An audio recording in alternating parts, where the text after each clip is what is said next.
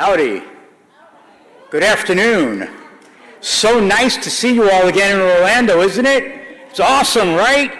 Let them all know how much you appreciate being here. Give them a round of applause, what they're doing here.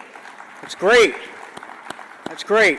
So for those that don't know, I mean, most of you in the room do know, my name is Stuart Schlossman, and I am president and founder of MS Views and News, okay? But I'm not here for MS Views and News today. I'm here for the Consortium of Multiple Sclerosis Centers who do everything that they could possibly do throughout the United States with the nurses and others to educate them, and so that way they can bring you the best that they can, all right? But that's not why I'm up here either. I'm actually here to introduce a person. But before I introduce that person, you know, a lot of you know me as running around. Nobody's clicking on the screen, so I don't know when to click. Click, click, click, click. You clicking? You have a clicker there. They were going to click for me. Sure.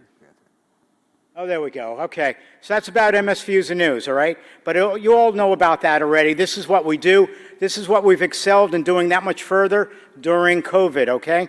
And we're just providing a tremendous amount of virtual programs each month right now, and I'm sure you all are part of it. All right, that's again another subject. You can contact me later about that. Today, and before I introduce this person, this wonderful doctor that's about to speak to you, when it was worked out that I was going to be introducing Dr. Shapiro, I remembered when I was diagnosed with MS in 1998, and I didn't have a lot of places to turn, like you all know, when you're looking for information about MS. But somehow I found a book that was given to me, this book, all right? And it was written by Dr. Shapiro, amazingly, right? So this guy helped me learn so much about multiple sclerosis at an earlier age. This was 1998, all right? It was the beginning of the internet, basically, but I had all this to read about Dr. Shapiro. The other morning, before I left to come here, I opened up this book and I found all these earmarked pages that I had turned in back in 1998 to see what I was learning at that time, and I found that, wow, all these symptoms that are in this book, I still have. What happened? They didn't get rid of my MS yet, but you know what? I got stronger for everything that I learned from Dr. Shapiro, from what I learned from the other educators that are involved with the Consortium of Multiple Sclerosis Centers, and for what we are doing and providing to all of you with multiple sclerosis. All right? I'm not taking up any more of your time because my time is probably up. Click. Whoever's got it. Oh, I got the click. See, I forget this all the time. So next we have Dr. Shapiro. So Dr. Shapiro is going to be speaking with you, all right, about a journey through the history of multiple sclerosis and what it means for all of us today. So let's let's welcome up Dr. Shapiro, and I'm going to say adieu. Thanks, Stu. Thank you. Appreciate it very much. Thank you. What we've determined is that I'm old. That's what we've determined from Stu's looking back like that. And because I'm old, I get a chance to talk about the history of multiple sclerosis with you because I lived it. It's never the thing that I like. I like this slide. What a know-it-all. He acts like he's an expert on history. I wouldn't argue with him. He was around when history was happening, and that's really the case for most of what I'm going to talk to you about today. But when I talk about the history of multiple sclerosis, I need to give credit to Dr. Jock Murray. Dr. Murray is a Canadian. He was the dean of the Dalhousie School of Medicine and the head of neurology department up in Halifax, Nova Scotia. And he wrote the book on the history of multiple sclerosis. It's a book that's about that thick and it actually reads pretty well. I don't suggest that you read it. You might want to purchase it, but you want to read it and keep it as a reference. So whenever I talk about this, I need to give homage to Dr. Murray, who's still around and kicking, but up in Halifax, Nova Scotia. You know, MS is a heterogeneous disorder with variable clinical and pathological features reflecting different pathways to tissue injury. Inflammation, demyelination, and axonal degeneration are the major pathological mechanisms that cause the clinical manifestations. Stuart's loving that I'm reading this. However, the cause of MS remains unknown. The most widely accepted theory is that MS begins as an inflammatory, immune-mediated disorder characterized by autoreactive lymphocytes. Later, the disease is dominated by microglial activation and chronic neurodegeneration. That's what MS is. It sounds really complicated, doesn't it? I mean, it makes it sound like this is really a complicated physiological disease that we can't understand. And I put that way because it sounds like it's a modern disease. And Stuart told me that he hates doctors that get up and just read slides, so I had to do that just for him. But MS is not a new disorder. It's not a new modern disease. It's been around for a long time. Matter of fact, we can look back in the Bible, and maybe these people had multiple sclerosis. These people who were blind and were given sight. These people who were lame and were able to walk. These people who were cured of many of their maladies may have had remissions and exacerbations of scattered neurologic abnormalities. I hate being the historian because I lived through history. You know, St. Louina was born in Holland, and I knew her back in 380 AD, and when I used to visit her, I used to walk through the streets of Holland there. They looked something like this, and I saw St. Louina. St. Louina was an interesting gal. She got multiple sclerosis at a relatively young age, but she thought that she had the disease because she assumed all the sins of all her friends and people around her. And felt very bad about all of that. Then she fell while skating and broke a rib, and shortly thereafter, I diagnosed her with multiple sclerosis back then. But at the time of the Revolutionary War, there was Augustus d'Este. He was the grandson of King George III, cousin of Queen Victoria. He was a very sensitive young man who was actually the product of an illegitimate marriage. And because he was a product of that illegitimate marriage and the marriage was annulled, he was expelled from the royalty and lived a not so nice life for the rest of his 34 years later after that. But he was one of the first recorded cases of multiple sclerosis, Augustus d'Este. Robert Carswell was an artist, and a medical artist. And in 1838, he drew the classic picture of multiple sclerosis. That picture looks like that. It's very much a classic picture of multiple sclerosis back in that era, 1838. Can you imagine back then? We knew all about what multiple sclerosis looked like at that level. But the father of neurology, my father, Jean-Martin Charcot, you can tell that he was my father because look at our noses. They're the same nose, you see? And so he was my father, and he described multiple sclerosis in a series of 3 lectures and became known as the namer of multiple sclerosis in French. And so he named multiple sclerosis, and we began to understand the disease a lot more following him. In 1891, I did my first spinal tap. I'm sure, how many of you have had spinal taps? Yeah. You know, I got really good at it. I got so I could take the needle and throw it across the room, and it went right in, no problem whatsoever. That was in 1891. I've had a lot of practice since then. The cell that makes myelin was described, the oligodendrocyte, in 1899. And we're still working on how do we get those oligodendrocytes to make more myelin when we lose myelin along the way. James Dawson published his first major work on the plaque of MS in 1915. We do research on animals, but no animal actually has multiple sclerosis. But we've been able to create in a mouse a disease that looks like multiple sclerosis, and in a guinea pig and other mammals as well. That disease is called experimental autoimmune encephalomyelitis, and that was developed in 1933. Some of you have been on the swank diet over the years. That was developed in 1950. In 1951, cortisone was used to treat multiple sclerosis. Now I'm looking out over the audience, and most of you weren't born yet, but I was kicking around along that time, long before then. Cortisone was first used then. John Kurtzky, and we're going to come back to John, defined a disability status scale that we use to measure disability in people in 1955. John was a friend of mine. He passed away several years ago, not fairly recently, but several years ago. You're going to find that I had a lot of friends in the history of multiple sclerosis. It's not good to be a friend of mine because they tend to pass away along the way, and we'll see them as we go. In 1957, interferons were developed and discovered, not for multiple sclerosis. They interfered with viral replication, but we began to understand the immune system more at that time. In 1965, the initial criteria for diagnosing multiple sclerosis were described. I'm going to come back to that, but I want you to recognize that in 1965, I was just about to graduate from college, so we can see where we are in my time life in terms of multiple sclerosis management.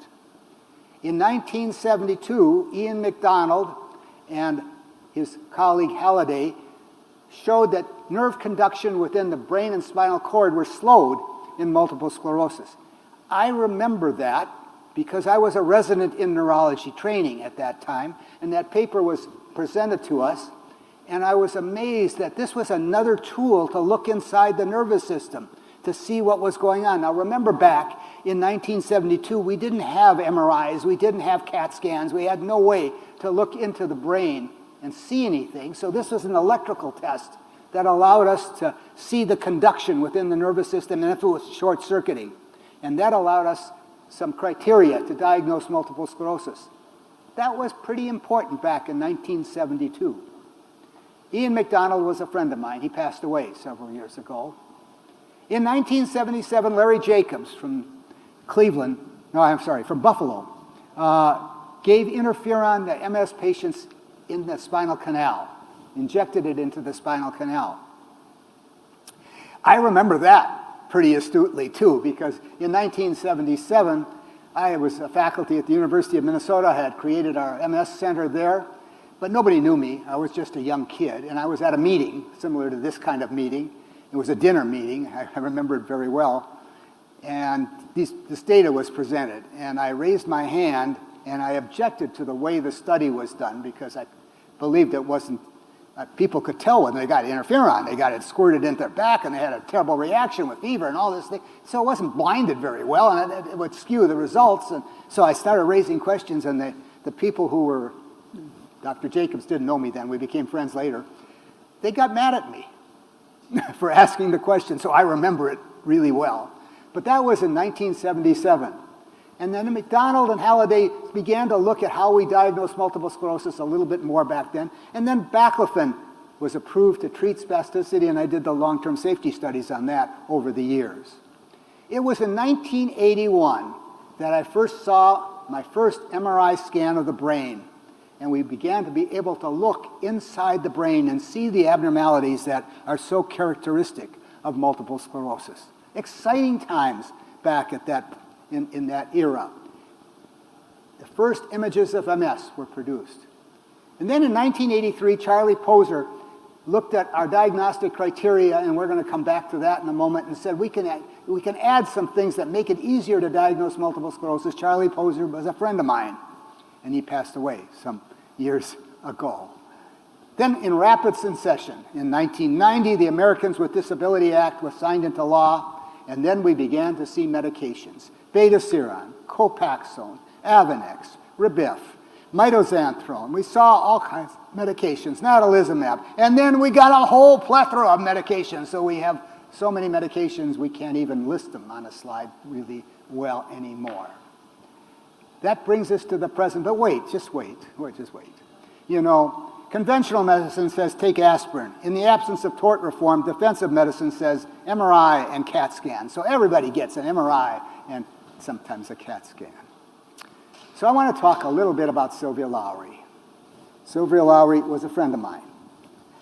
She passed away several years ago, but she founded the National Multiple Sclerosis Society in 1946. She put an ad in the New York Times, and most of you know this story, in 1945, because her brother had multiple sclerosis and she was looking for some information on anybody that knew anything about multiple sclerosis to contact her.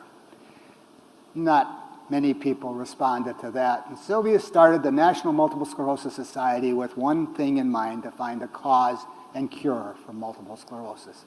She was a dynamo. To be honest with you, she didn't really care so much about helping management of multiple sclerosis. She wanted to find a cause and cure for multiple sclerosis. She felt that if you got that, you could get rid of multiple sclerosis and not have to deal with it. Sylvia actually came to my center when we first started the center in the late 1970s. She didn't want to come to visit the center. She was forced to visit it by the people in Minnesota who wanted her to see this comprehensive MS center, the first of its kind in the country. And she didn't want to do it, but she was forced to. And she came and had lunch with my team, physical therapy, occupational therapy, social workers, dietitians, the whole team. In 10 minutes, she alienated everybody. Everybody. Because the occupational therapist said, "What do you think of this team?" And she said something to the effect that, "We need to find a cause and cure for MS, and then we won't need you." And, that was right. And I remember Sylvia, then we had a nice lunch, and I said to Sylvia, "I want to take you upstairs and show you the ward that we have." Back then, in the 70s, people were in the hospital with multiple sclerosis a lot. And we had a whole unit just for multiple sclerosis. I wanted to show her that. She didn't want to go upstairs. But there was a patient upstairs who really wanted to meet Sylvia. So I dragged her upstairs. And then she realized that when I called it ward, she was picturing this room with 15 beds in it, when these were private rooms that people had. And then she melted. And this patient got out of bed. She didn't walk very well, but that day she walked like she never walked before. She was so enthralled with Sylvia, she got out of bed and magically kind of crossed the room and shook hands with her goddess. And Sylvia was not the same person ever again, I don't think. And we became close friends after that. A really important person died in 2001. I want to talk a bit about the history of the Consortium of Multiple Sclerosis Centers that you're here and we're putting on this program for. This was founded in 1986 with a grant from the Mellon Foundation, working through the Cleveland Clinic. The doctor who founded it was a fellow by the name of Jack Conamy. Jack Conamy. He was the head of neurology at the Cleveland Clinic at the time, and he became a friend of mine, a good friend of mine. He passed away several years ago. But Jack founded the center with 6 founding centers, my center and 5 others. And now, as you heard, there are 250 member centers, over 12,000 healthcare professionals. Jack founded the Consortium of Multiple Sclerosis Centers, but the reason it got to be the way it is this young lady here that you're seeing, June Halper. She became the president, she became the CEO of the consortium along the way and really brought it into the modern era and made it a force in MS care. And so it's an organization that helps the professionals help you in dealing with multiple sclerosis. And she got the idea that we should put on a patient program associated with our annual meeting, and here we are doing that. She has more ideas and gets them done than anybody I've ever seen. So we owe a lot of homage and gratitude to June Halper for everything we do here at the consortium.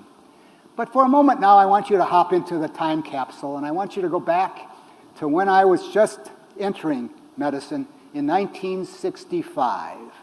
In 1965, the workup for multiple sclerosis included all but, what do you think? All but, and I'll tell you the answer, is evoked potentials. We did a neurologic examination, we did spinal fluid, we looked for toxins in the blood, but we didn't have that ability to do that electrical test in 1965. What did we know in the 1960s? Well, surprisingly, we could diagnose multiple sclerosis in the 1960s. The diagnosis was clinical, and I preach and have preached over all these years that diagnosing multiple sclerosis is really easy. It's really easy, and I keep hearing how hard it is. It's the most difficult to diagnose disease. It's really easy. You just had to know the rules.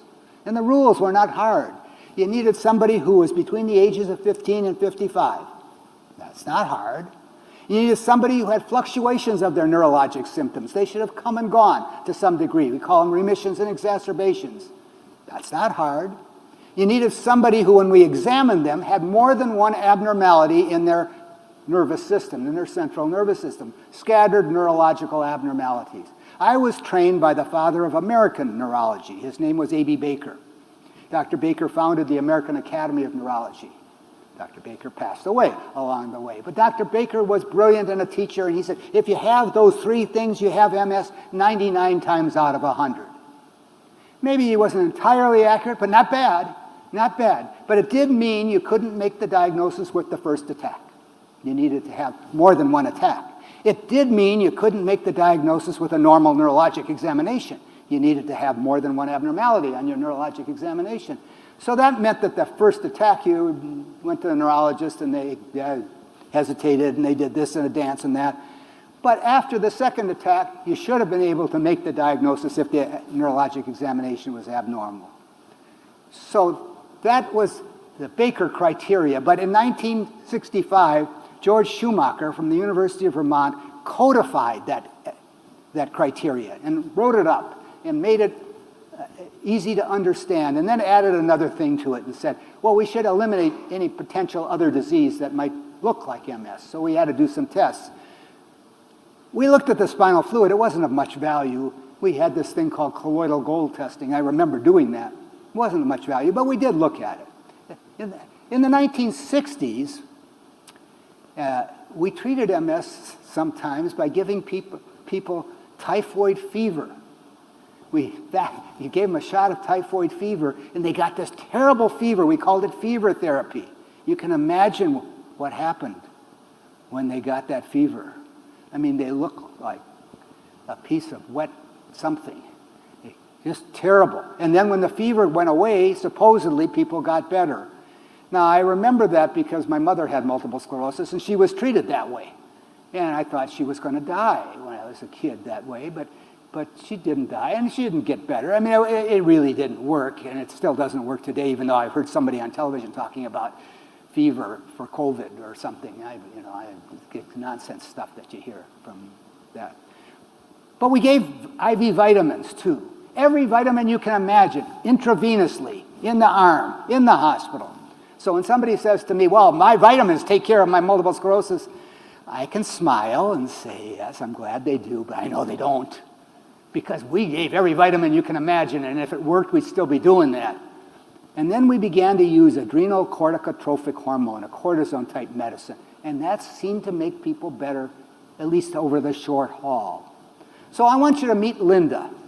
Linda is a 1960s Minnesota woman. And Linda, when she was 30 years old, developed a sudden onset of decreased vision and slight weakness in her left leg.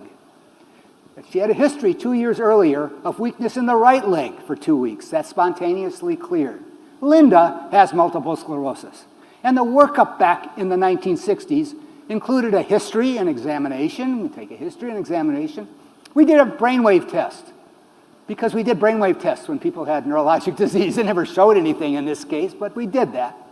We would do a spinal tap, and then we would dump her into a hot tub of water, because heat makes the symptoms of MS worse.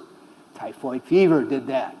And then we'd examine them again, examine Linda again, and see how things had changed. And then we could tell this was multiple sclerosis. And then we treat her with IV vitamins because we didn't have much else to do. And we give sometimes some ACTH in a shot or in an intravenous. And that was the 1960s. I want you to meet Susan. In the 1970s, she comes from New York. Susan looks more sophisticated than my Minnesota colleague. But in the 1970s, the workup for multiple sclerosis included all but, and the answer here is MRI.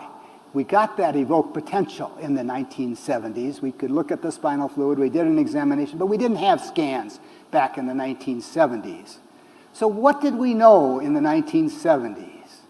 Well, the diagnosis was still clinical. George Schumacher codified that. We had the spinal fluid. We got the evoked potentials. The spinal fluid got better. We began to look at immune abnormalities in the spinal fluid. Still pretty gross, but better. Still. And we treated Susan with IV ACTH, and then we began to understand that maybe the therapist, the physical therapist, the occupational therapist, it's just toward the end of the 70s, might be of some value to us. And that's our center started in that particular setting, the beginning of organized neural rehabilitation. So let's look at Susan. She developed the same symptoms that we talked about. Our workup for Susan now included a nuclear brain scan besides a history and physical. That didn't show us anything. We could do a CAT scan toward the end of the 70s. That didn't show us anything, but we did it. We did it looking to see if we could see anything. We look at the spinal fluid, we do evoked potentials, and then we would treat with IV, intravenous ACTH, and vitamins. So Joan came along in the 1980s. She looks like a California woman, doesn't she? And Joan, in the 1980s, what scientifically approved treatment for MS, what were the treatments for MS in the 1980s? Which one was scientifically proven? Well, the answer was sort of B. There was a study that showed that steroids did some improve people, but it wasn't the best study that we had. What did we know in the 1980s? Well, Charlie Poser, this fellow that I mentioned earlier, looked at the tests that we had in the 1980s and the imaging that we got in the 1980s and the electrical tests that we had in the 1980s and said, maybe we can use those to help with the clinical criteria that I told you about to help make the diagnosis earlier and with more authority. So we got the Poser criteria. We had the Schumacher criteria, age, relapsing and remitting, multiple abnormalities. Now we had the Poser criteria. We could add these lab tests, and we could talk about laboratory-supported, clinically definite multiple sclerosis. We had evoked potentials, and then came the piece de resistance, the MRI. And we treated people with high doses of steroids. So that's when we started using 1,000 milligrams of methylprednisolone, salumedrol, and high doses of dexamethasone. And we began to do more neurorehabilitation. We were doing things then, in the hospital mostly, but doing things, symptomatic treatment. I had a whole unit devoted to multiple sclerosis, 21-bed rehab unit. We had 18 beds filled all the time doing these things for people who are having acute attacks and problems with their multiple sclerosis. So let's look at June then, in the 1980s. 30 years old, same symptoms that we saw before. Her workup back then had the history and physical and the spinal fluid, but most importantly back then, she had an MRI. And we could look into her brain and we could see the abnormalities associated with multiple sclerosis around the ventricles and in the brain. What a difference that made. That meant that a lot of insecure neurologists, not our faculty here, but a lot of insecure neurologists could say, yeah, this is multiple sclerosis. But the faculty here said, yeah, we don't need that. It's multiple sclerosis. We knew, you know. Management back then included intravenous methylprednisolone, and people got stretching exercises. Not a lot of rehab, but some.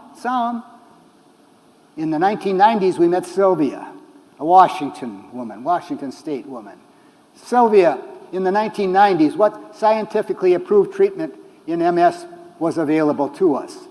Well, I'll tell you that in the 1990s, if you were around, you remember bee stings.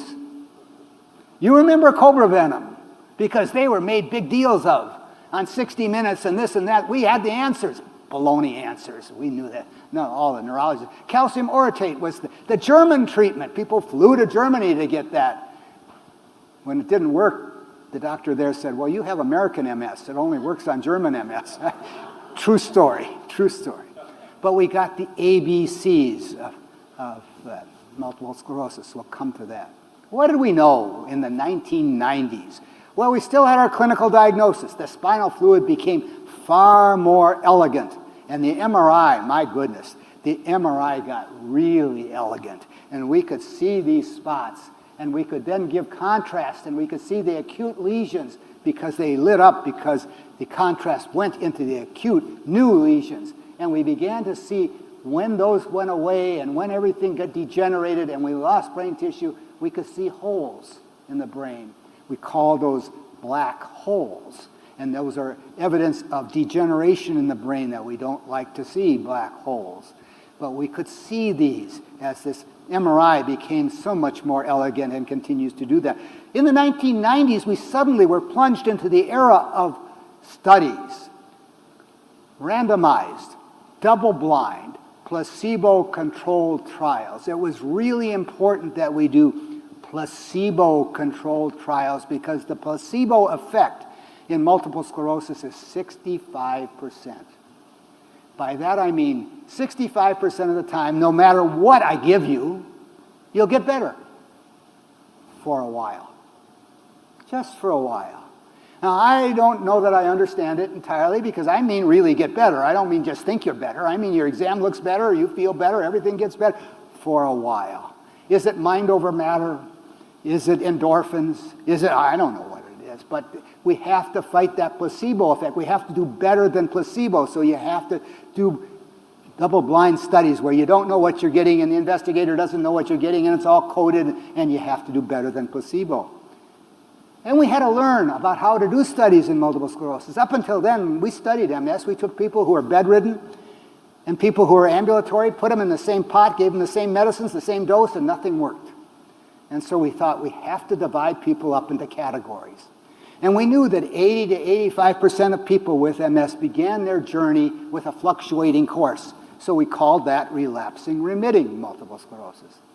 And we knew that along the way, over half of them would slowly stop having those relapses, remissions, and slowly get worse. So we called that secondary progressive multiple sclerosis.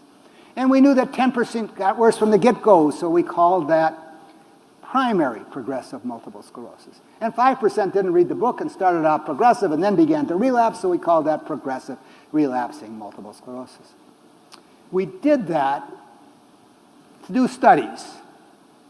That's the reason people were divided. It was multiple sclerosis. We weren't playing games with it. We just were dividing it into categories so you didn't put bedridden people next to ambulatory people in the same study. And so we said, let's study just the early people, the relapsing remitting people, and let's do that. And we did that with beta-seron, the first real drug that was approved for multiple sclerosis. And lo and behold, it worked. It decreased the relapse rate and slowed the disease down. So we had a drug. The FDA said, well, wow, you got a drug. This drug is approved for. And we thought they were going to say multiple sclerosis because that's what it was. But they didn't. They said this drug is approved for relapsing, remitting multiple sclerosis, like it was a disease. And then we got Avonex, and we got Copaxone, and we got Rebif, and they were all approved for relapsing forms of multiple sclerosis. And suddenly it was like we had different diseases. Relapsing, remitting, secondary progressive, primary progressive, progressive relapsing. It wasn't really meant for that. And it got to be misused, but you know what? I didn't care. I can tell you Dr. Birnbaum in that era, he didn't care. Because we could treat whoever we wanted to with whatever we wanted to. That we had a drug, and we could do that. Until the insurance companies said, Dr. Shapiro, you're the doctor. You can give this person what you call secondary progressive beta-seron if you want. That's up to you. We just won't pay for it. And suddenly all of our patients had relapsing remitting MS or whatever. I mean, it changed the flavor of everything. Now we're learning much more about what makes somebody relapse, what makes them progressive without relapses, and we're changing the classification around some more as we do that. But we began to do statistics to see how things would really work. It was the era of clinical studies. And we had head-to-head trials of different drugs against each other. And we treated very differently. We started using very high-dose corticosteroids with people who had acute attacks. Neurorehabilitation became much more elegant and much more used and much more advocated for. And we got much more aggressive with symptom management. Stuart showed that the book that it's had 6 editions now. He had the 3rd edition. It's had 6 editions because symptom management is so important. And then we learned that if you really go after that immune system and suppress it, it will slow MS down in a cadre of patients. Not everybody, but in a cadre of patients. And so we had very high intensity immunosuppressive agents like cyclophosphamide and IV cladribine. These were agents used in cancer therapy. We would exchange the plasma.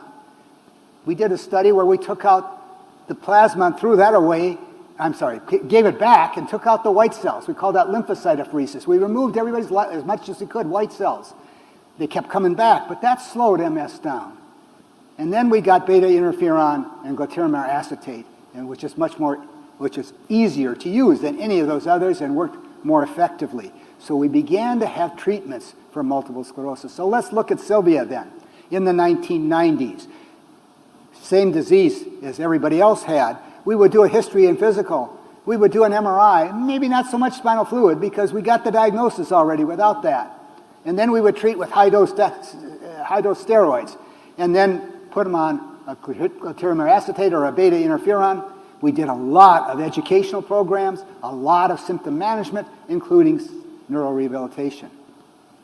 And now we have Lydia in the 2000s. She came from Florida. She looks like she came from Florida, doesn't she? In the 2000s, the approved treatment for multiple sclerosis included what of these? Well, actually, the answer is B.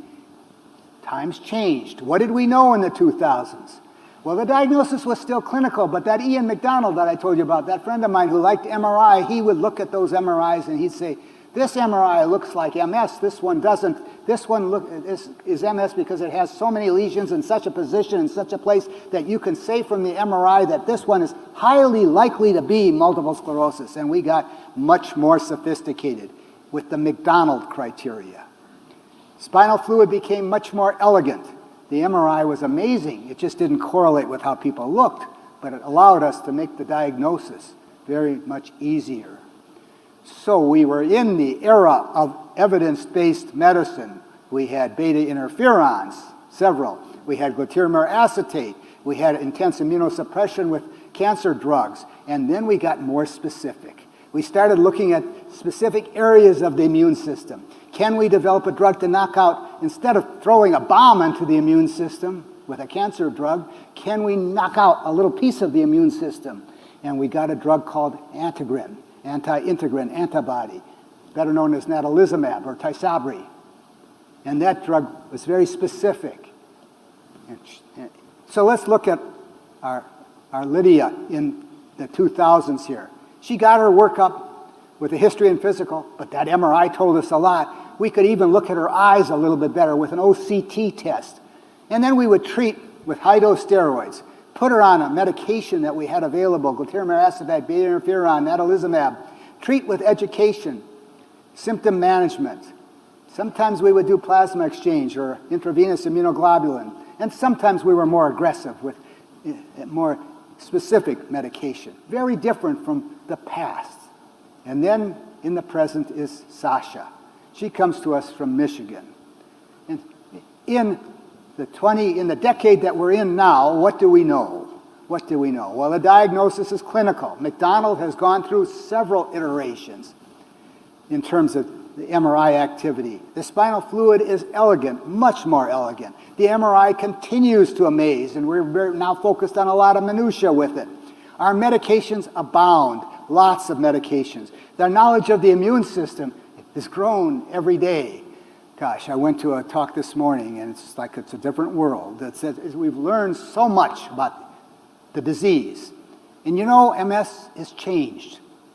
The disease has changed significantly. I want you to think back into 1994 before we had any medications. Let's say you were all out here back then in 1994, and I were to say to you, I have got a drug that I want to do a study on, but for you to be in the study, you have to have MS. And you can't have been on any MS medication. Well, there were none, so that was easy. How many of you want to be in the study? I'd see all these hands go up. If I ask this question today, and I will do it right now, I have a new drug. I don't really, but if I did, I have a new drug. And to be in the study, you have to have MS, and you can't ever have been on any MS medication. How many of you are eligible for the study? Yeah, none. All of you would have your hands up before. Now, the only people who are eligible are who? Newly diagnosed, they haven't had a chance to be on medicine, or people who are averse to medicines. They don't want to be on any medicine. So our population of patients for studies is much smaller in order to tell whether these drugs really make a difference. And we need more patients because if you get early people, it's not the same as people who have had the disease for a while and the disease is set in and having more problems. So we have to understand that. And we have drugs, and so people are treated. So now we have to do comparative trials. And it's changed. The patients that are available today are very different from before. And our criteria to entrance into a study has changed. Now we have MRIs, and so people are getting into the studies earlier. It's a different disease earlier. And now when we want to do a study on a drug, centers don't have eligible patients in the numbers that they used to have because they're all being treated. So we have to take more than one center. We have to go to multiple centers in multiple countries who treat multiple sclerosis in multiple ways. It changes the way we do things because the disease has changed. It changed so much so that the placebo groups in the trials have fewer relapses because they're so early in the process of the disease. So the annual relapse rate in every trial has diminished from the way it used to be because the disease has changed. To show you how it's changed, you take a drug like Rebif, for example, and you look at the old trial, at what happened to the relapse rate then, and then Rebif is used in another trial as a comparator, and what was the relapse rate there? It's much different, it's much lower. The same drug, same dose, same disease. Because people are different. We've really accomplished a lot. And we have lots of medicines. I put up this slide, and the people organizer said, nobody can read it. And I said, yeah, they're not supposed to read it. I don't want you to read it. I just want you to get the feel. This is what's happened. An explosion of medicines, 25 different medicines for multiple sclerosis. They're not all different. Some of them are Me Too's and this and that and the other. But we went from none to all of these medicines. So Sasha, today, she comes in with the same history. She gets her workup, MRI, maybe spinal fluid, OCT. We certainly look at her with a history and physical. She gets high-dose steroids for her acute attack. She gets a lot of education. She gets symptom management, including neurorehabilitation. And then we have to figure out which drug for which person gets what, when. And that's where art and science come together, and that's where it is today. A very different picture from the way it was when I started. And it really means that I have to spend more time.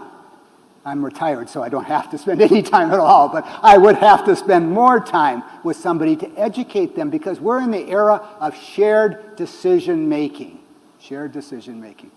I don't like that era. You know, the reason I don't like that era is I've spent my life studying all of this. Somebody comes in, they've got multiple sclerosis. I appreciate that. But what do they know? They may know a lot, or they may know little. And they want to choose a drug because why? They saw it on television. It looked good on television. That's not the way we choose drugs, really. And so that means I recognize that this is the era of shared decision-making because if I just make the decision and you don't want to take it, what have we accomplished? So I have to educate you about why I want this particular drug and not that particular drug, knowing that maybe you didn't come in with that idea, and then be responsible for that. So it's exciting, though, because of all of the possibilities that we have today that we did not have when I started here. So I come back to Sylvia Lowry. Sylvia Lowry, the grand dame of multiple sclerosis. She wanted to know the cause and cure of multiple sclerosis, but you know what? We still don't know the cause and cure for multiple sclerosis. So with all the progress that we've made, Sylvia is still upset about what's going on. I can hear her from above. We have a long way to go. But you know, history teaches us many things. But foremost, two of the greatest qualities to have in life are patience and wisdom. If you get that. Thank you very much.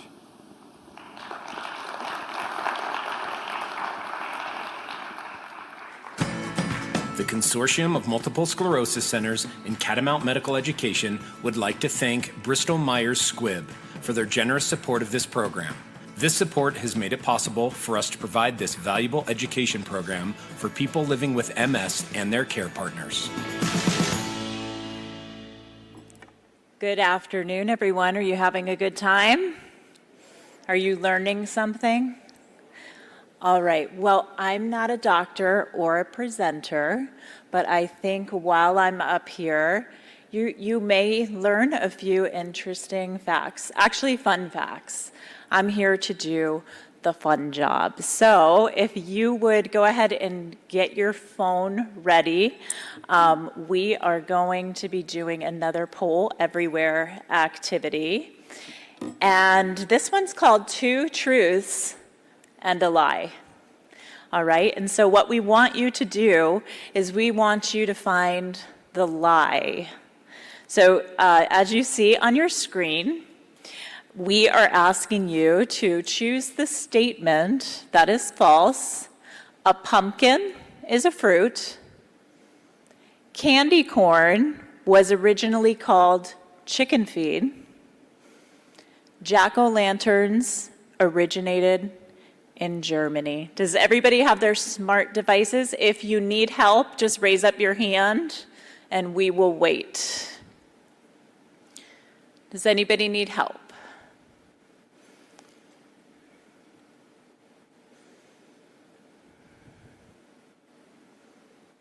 Told you you would learn something today while I'm up here. Obviously, these wonderful presentations, we're all learning something. All right, well, I think everyone has pretty much maybe chosen an answer. And most of you chose candy corn was originally called chicken feed. But actually, the lie is jack-o'-lanterns originated in Germany. They actually originated in Ireland. And as the story goes, an Irish man named Stingy Jack tricked the devil and therefore was not allowed into heaven or hell. So he spent his days roaming the earth, carrying a lantern, and he went by the name Jack of the Lantern. Try not to get goosebumps when you're carving your pumpkins this year. All right, are we ready for the next one? All right, two truths and a lie. Here we go. Choose the statement that is false. The overall risk of fetal complications during pregnancy is no different for those with MS than it is for those without MS. Women living with MS should not breastfeed. MS flare-ups tend to decrease during pregnancy. Go ahead and pick your answer.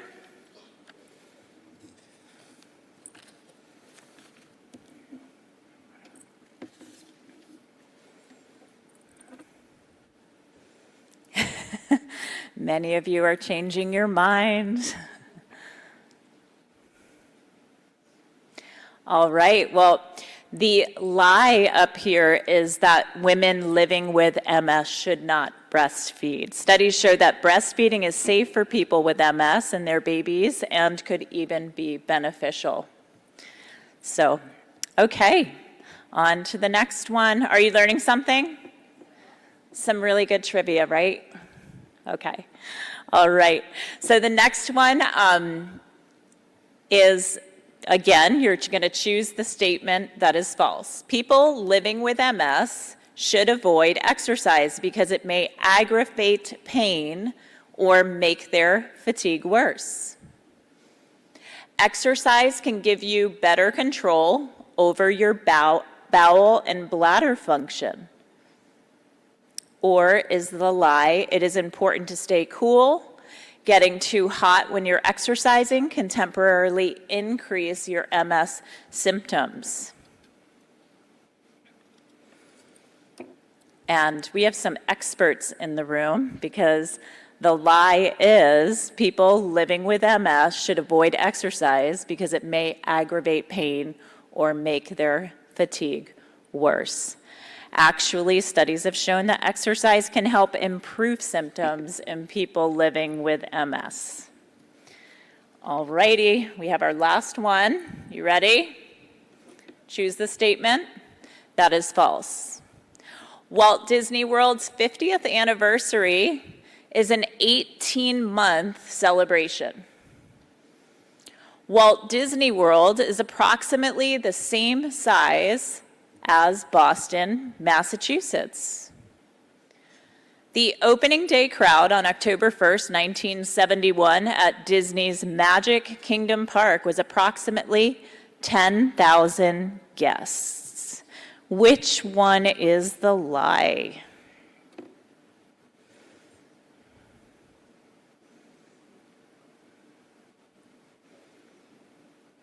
I love watching the bars grow and decrease. All right, well, the lie is Walt Disney World is approximately the same size as Boston, Massachusetts. Can you believe that it's actually approximately the same size as San Francisco, California? Isn't that crazy? All right, well, I hope that you learned some fun facts and maybe some trivia that you can share. And at this time, I would like to welcome Dr. Gary Birnbaum to join us for his presentation on MS research. Would you welcome him today?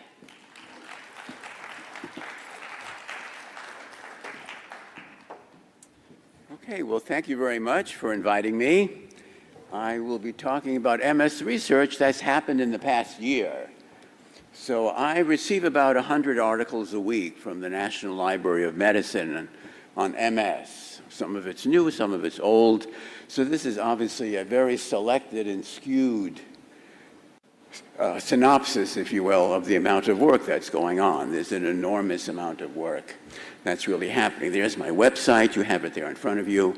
And I will be adding to it on a fairly regular basis. So I've divided my talk into 3 phases. The first is new insights into the pathology of MS. In other words, what is happening at the tissue level. I will talk a little bit about new concepts in the treatment of MS. And of course, what everyone is most excited about, perhaps in a bad way, is the association between MS, the virus, SARS-CoV-2, and the disease COVID-19. Now, at the bottom of some of my slides, you'll see things in blue. Those are actually the websites of the articles that I'll be referring to. I'm sure you can't make much of them on the presentation here, but you have that information, and it'll be online for you to look at further if you so choose. So let's talk about aging. All of us in this room are getting older, and as we age, things happen to us, obviously. And one of the things that happens is that our chromosomes are altered. As we live, our cells multiply, and as our cells multiply, the chromosomes actually get shorter. And that piece of the chromosome that is shortened is called the telomere. So you can tell the age of a particular cell by how short the telomeres are of the chromosomes of that cell. Now, this does not determine your age or your lifespan. It's an indication of biologic age. So you can sort of identify people as they age on the basis of the shortening of their telomeres. Now, in addition to this alteration in your chromosomes, as we age, our immune system begins to get weaker, a phenomenon called immunosenescence. And as a result of this normal aging, this is not abnormal, as a result of this normal aging, cells have less ability to multiply, they have less ability to repair the damage to their DNA, they can't respond to all of the stresses that we experience in the course of our lives.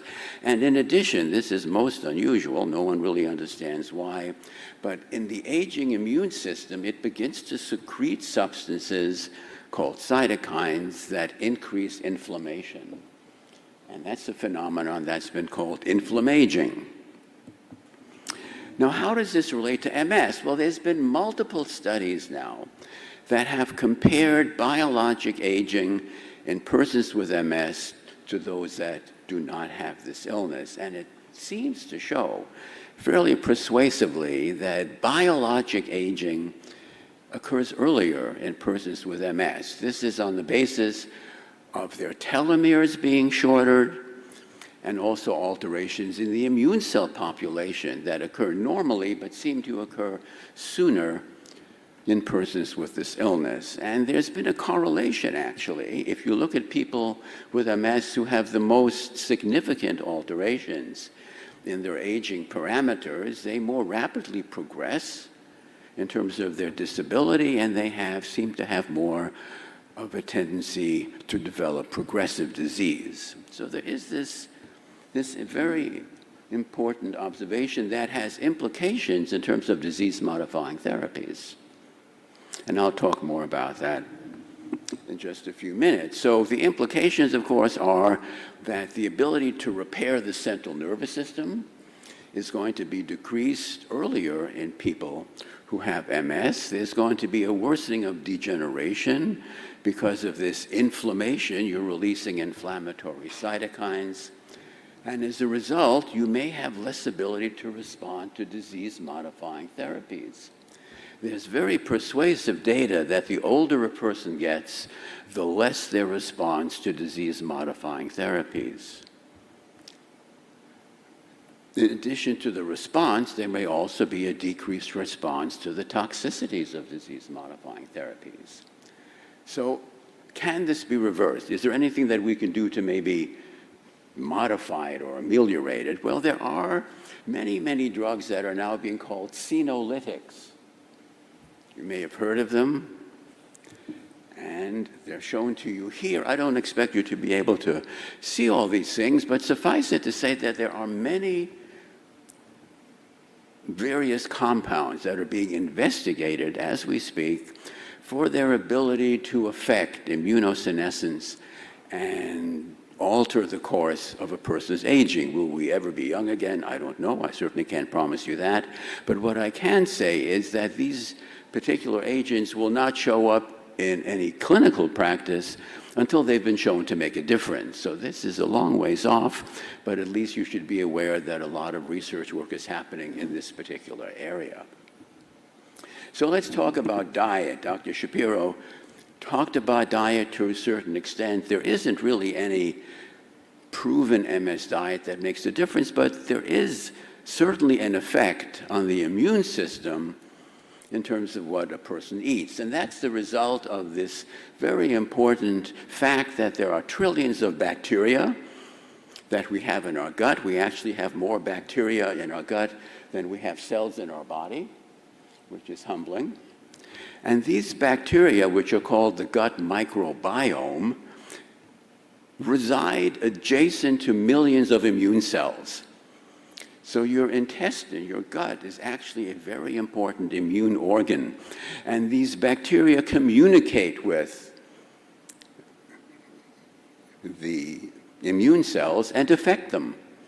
Bacteria secrete various compounds and substances, and some of these particular substances suppress the immune system, and some of these particular substances agitate the immune system and actually make it more inflamed. So what we eat has an integral effect on the immune system, and people have looked at populations of bacteria in the gut of persons with MS, and they're different than they are in people who do not have this illness. This is seen in other autoimmune diseases also. There's no coherent picture, really. Each laboratory seems to find different things, but suffice it to say that bacteria in the gut of persons with MS are different. There's an interesting article that I have down here talking about the different agents that bacteria produce that do affect the immune system. But I think most interestingly is the fact that immune cells in the gut have the capacity to travel up into the central nervous system and affect inflammation there. This has been well established now and means that there is this complex interaction between your food, your gut bacteria, your immune system, and the ability of that particular gut immune system to modulate disease activity. Very exciting. So I said that there wasn't any particular diet for MS, but what about something all of us eat every day and that's essential for life? And that's salt. As you know, salt, wars have been fought over salt. It's really been extremely popular over the years. We have to have salt, of course. There was a series of observations made maybe 3 or 4 years ago in an animal model of MS called experimental autoimmune encephalomyelitis, where they fed high salt diet to mice, and these mice became sicker than mice that were not on a high salt diet. And they found that this was the result of the generation of certain toxic cells that were producing a substance called IL-17. Now, this work has become a little bit shakier now. It's been contradictory. This is mainly in experimental animals.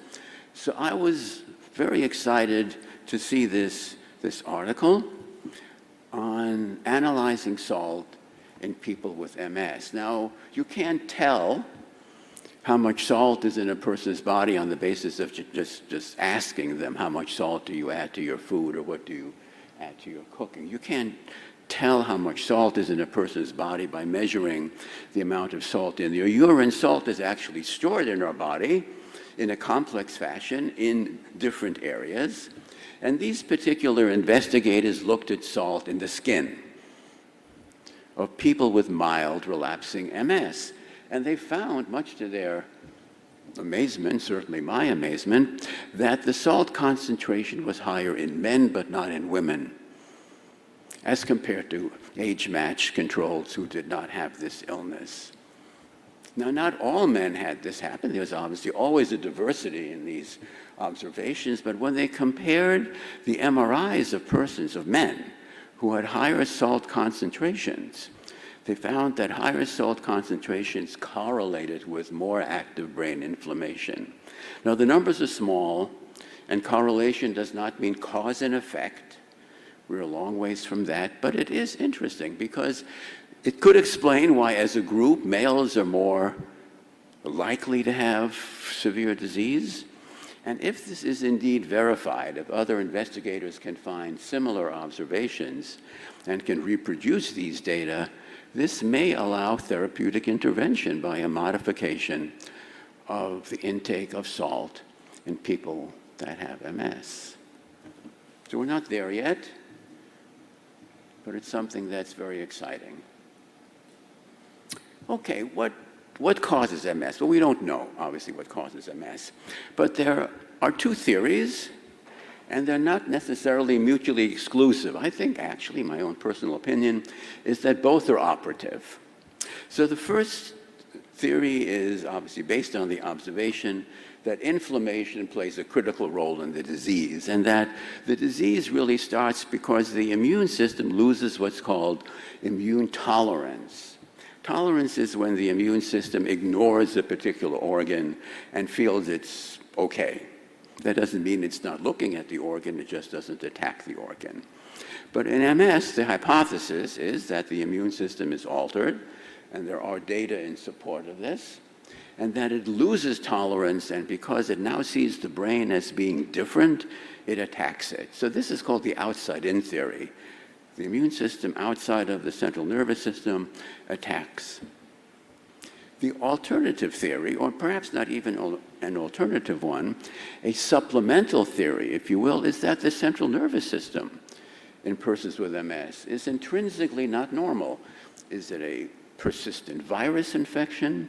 Is it a genetic abnormality? There was this very exciting paper recently that showed that oligodendrocytes in persons with MS have a genetically defined inability to make certain proteins.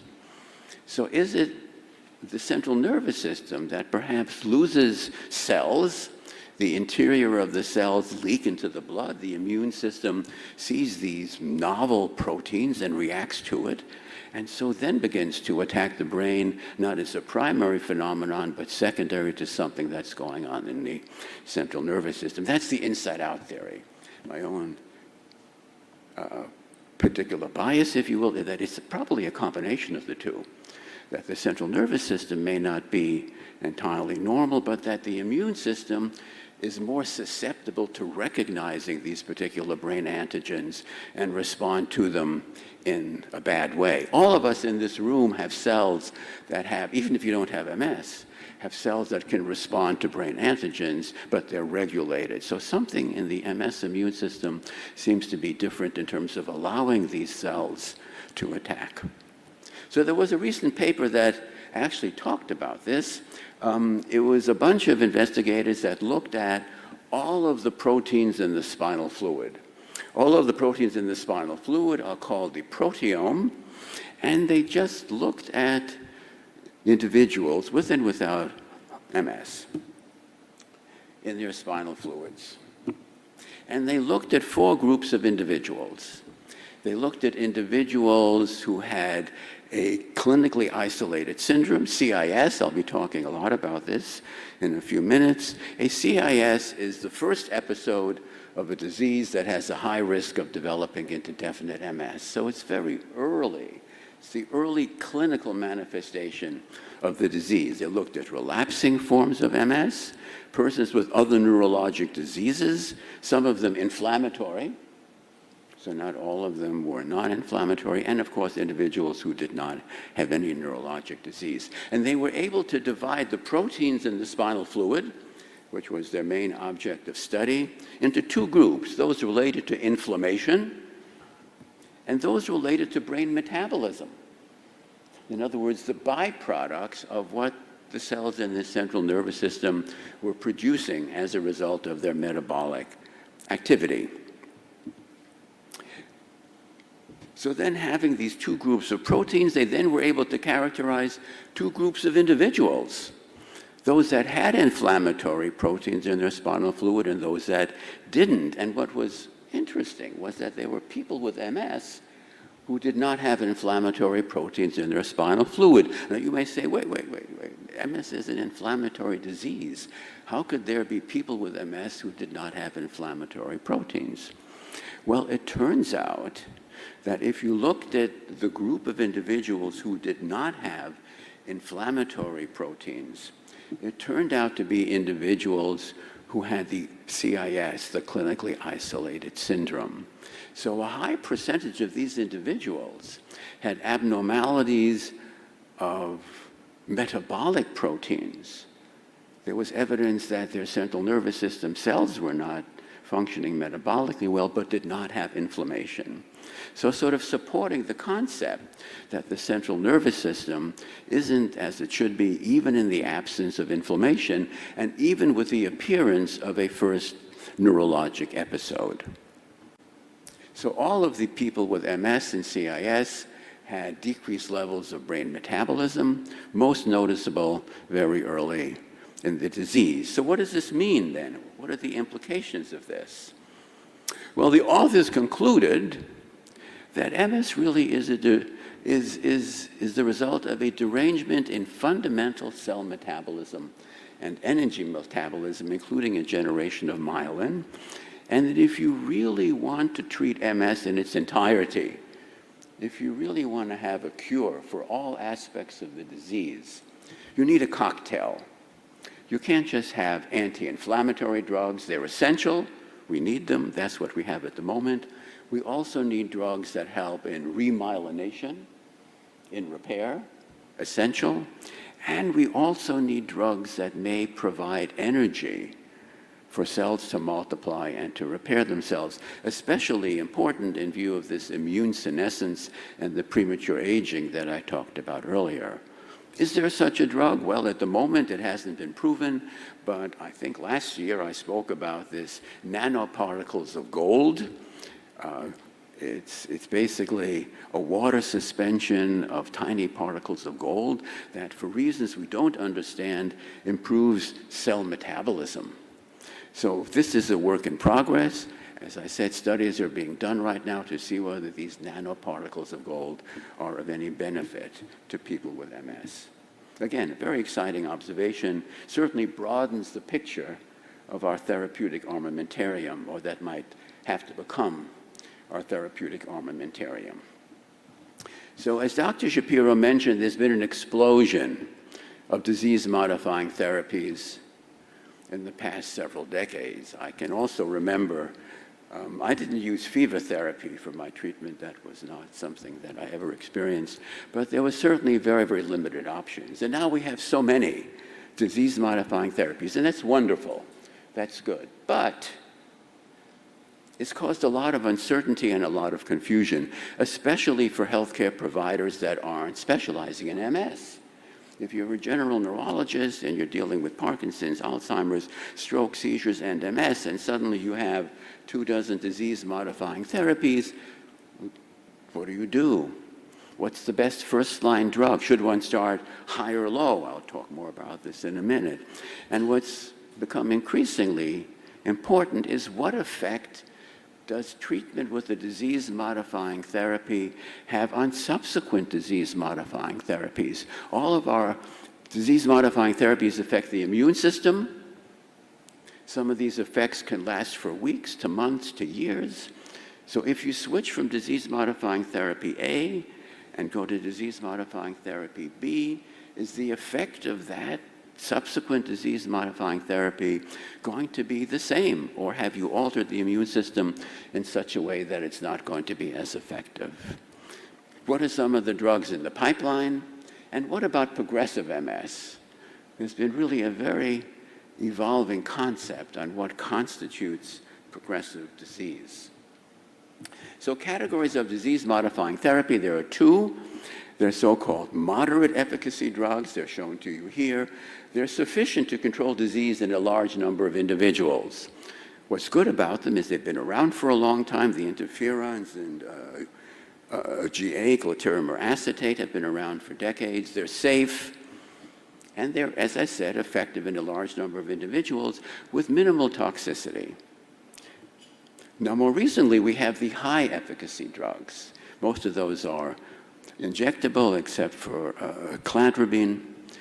Very effective drugs, able to suppress highly active inflammation, but they have the potential for more side effects and have the potential for more toxicity. So as I just mentioned to you, people with MS may be more susceptible to toxicities as they age because of immunosenescence and premature biologic aging. So it's always a challenge. Now, I can predict the course of MS, and that's been one of the main hurdles. So let me just backtrack a little bit about escalation therapy. Escalation therapy is based upon the approach that you don't know the course of MS. It can be very mild. I've seen people who've had MS for 20, 30 years that are running marathons. I have people with MS, within 1 or 2 years, they have a severe disability. So how can I predict? Well, I can't really predict. So if I can't predict, I will say to someone, you know, let's try something that's moderately effective, and if it doesn't work, I'll switch. That's called escalation therapy. On the other hand, there are people that say, well, you know, MS can be very, very severe, as we know that. I'm not going to wait. I'm just going to put this person on high-dose therapy. It's called induction therapy. Start with a more powerful drug, potentially more toxic, assuming that that individual is not going to do well. So the choice really depends upon the healthcare provider's ability to determine the risk for developing more severe disease, and that's a challenge, because you can't really with any certainty predict the course of a person's illness. But there are certain clues. If you're male, statistically, you're more likely to have more severe disease, multiple attacks with poor recovery, attacks affecting the motor and cerebellar systems. If your brain shows more inflammation, more tissue destruction, more actually atrophy or loss of tissue. If the spinal cord is involved, the brain is this big, the spinal cord is this big, its ability to withstand injury is much, much less. These are all potentially valuable ways of determining whether a person is going to have a more severely disabling disease, but they're relatively insufficient and inaccurate. So is there some other way? Well, this was a very exciting paper that I saw on predicting aggressive MS very early based upon an examination of the spinal fluid. Now, examination of the spinal fluid has been around for decades, as Dr. Shapiro mentioned. We look at antibodies in the spinal fluid. We look at IgG antibodies. We look for these oligoclonal bands. They have a certain prognostic value also.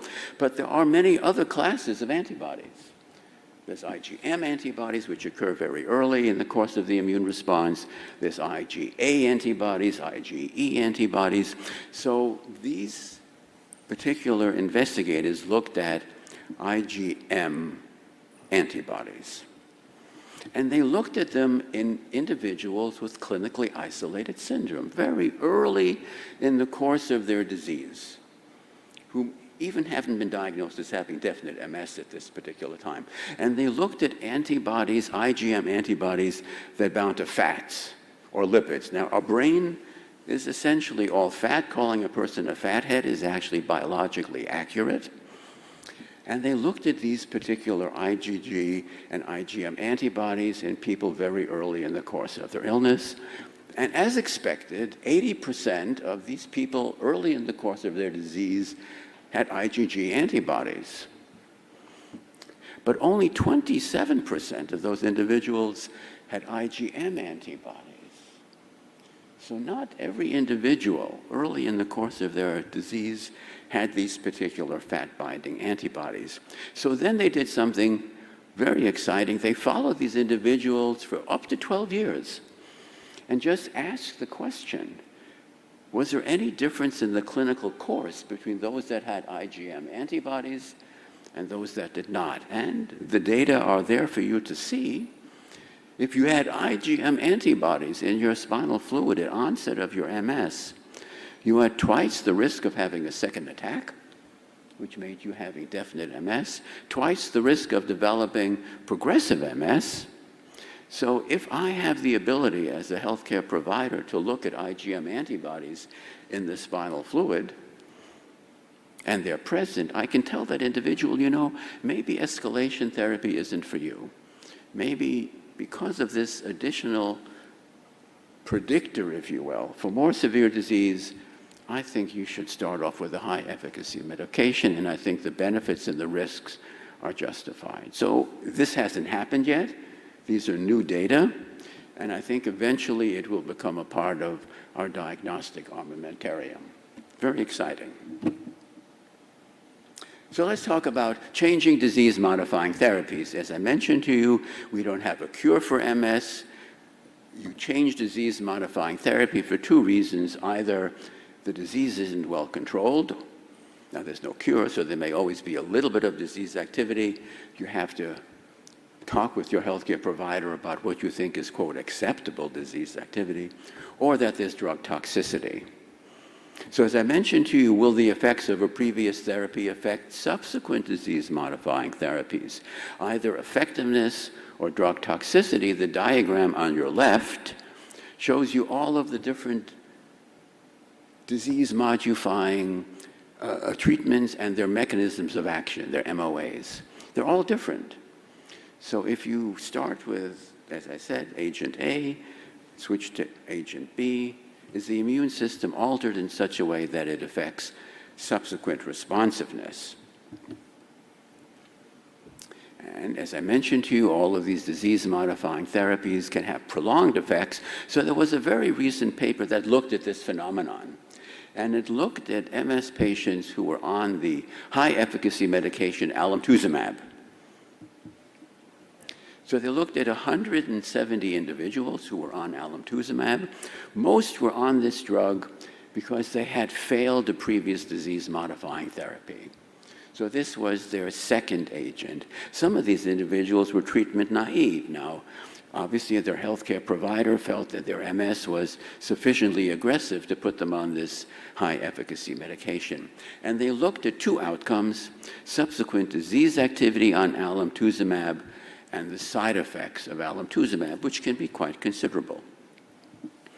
And the data are shown to you on your left. Most disease-modifying therapies did not affect the therapeutic profile or the side effect profile of alemtuzumab, but two did.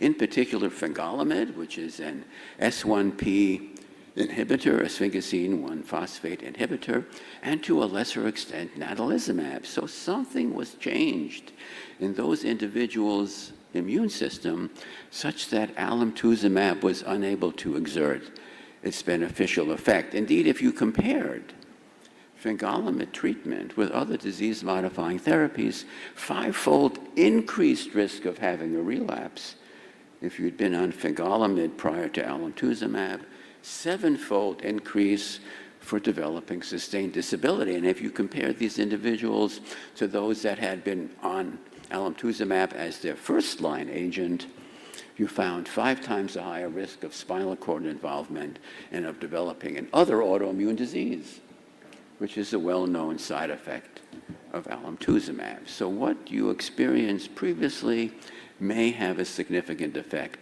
on subsequent therapy. So what about potential treatments in the pipeline? What's happening with MS? Well, one interesting category of treatment, which is being studied to a large extent, which you'll hear a lot more about, is Bruton's tyrosine kinase inhibitors, which is fortunately abbreviated BTK. I'll talk about progressive forms of MS and therapies for that, and of course exercise. You were all able to figure out that it's good to have exercise for MS, but I'll provide more data to persuade you, hopefully even more strongly, as to its benefits. So BTK, what is Bruton's tyrosine kinase? Well, it's a protein that is necessary for the function of multiple cells in your in your immune system. As you know, there are 2 immune systems. There's the innate immune system, and there's the adaptive immune system. The innate immune system is the one that's at the front line. It's the one that is immediately affected if you cut yourself, if you have an infection, if you burn yourself. It's the immune system that's ready to go instantly.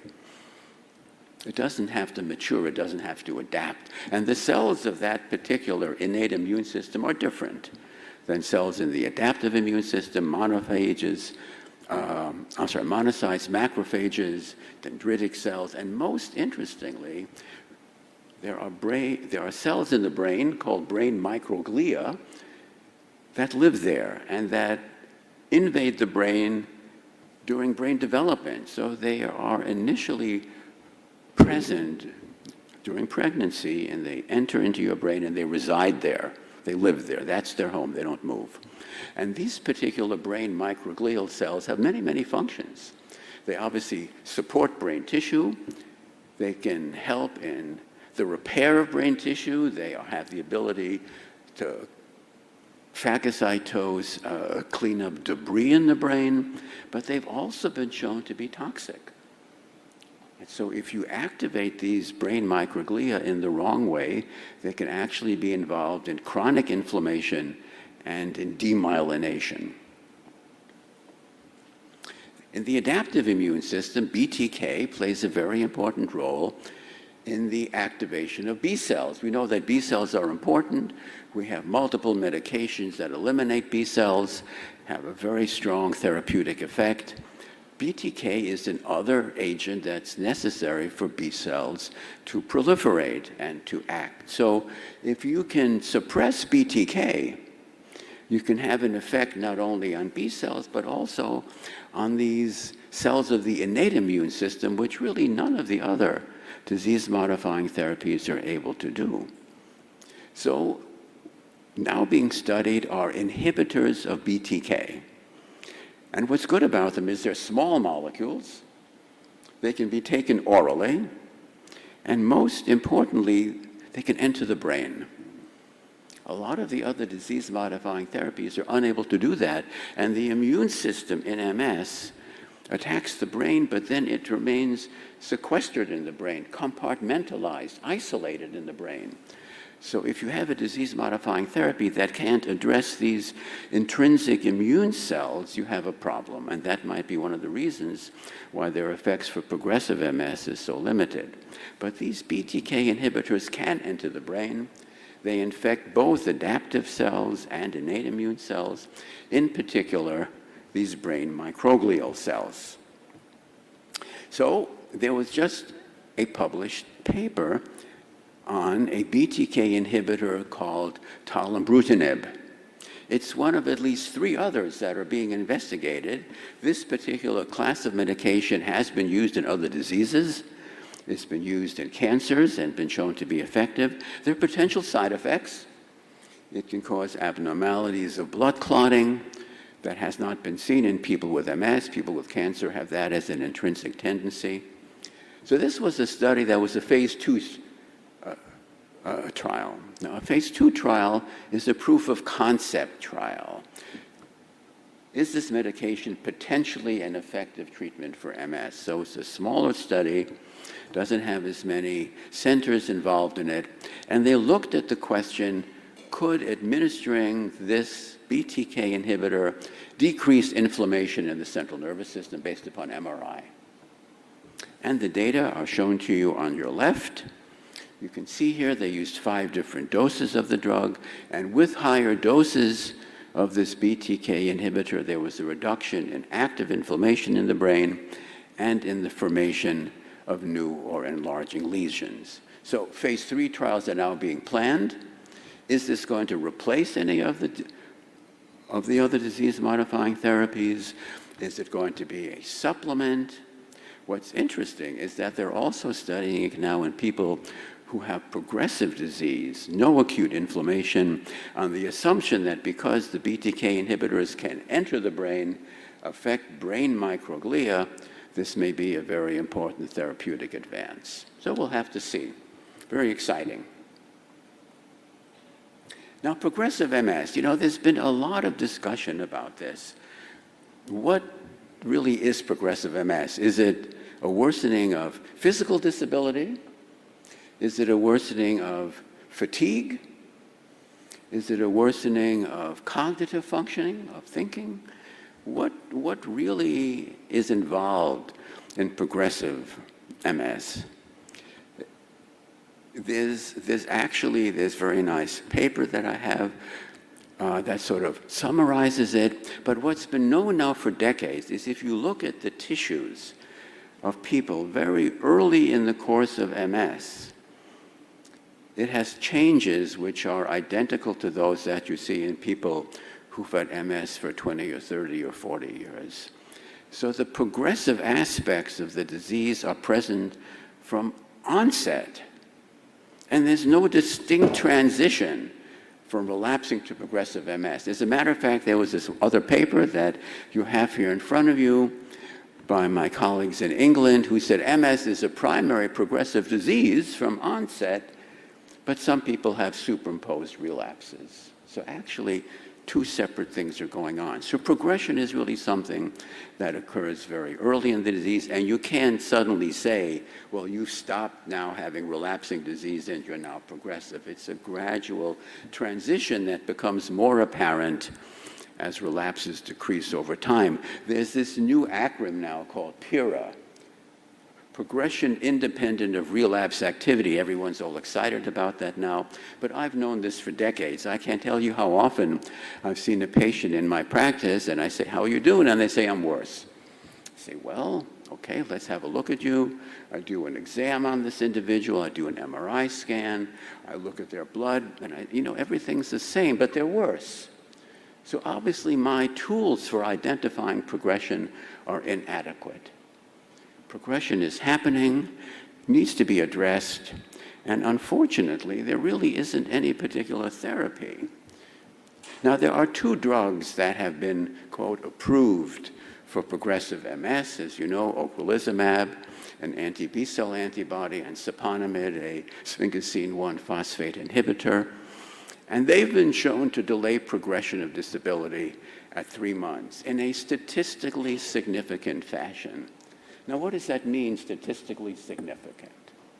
It means that the probability of this difference happening by chance is unlikely. So it's a probability score.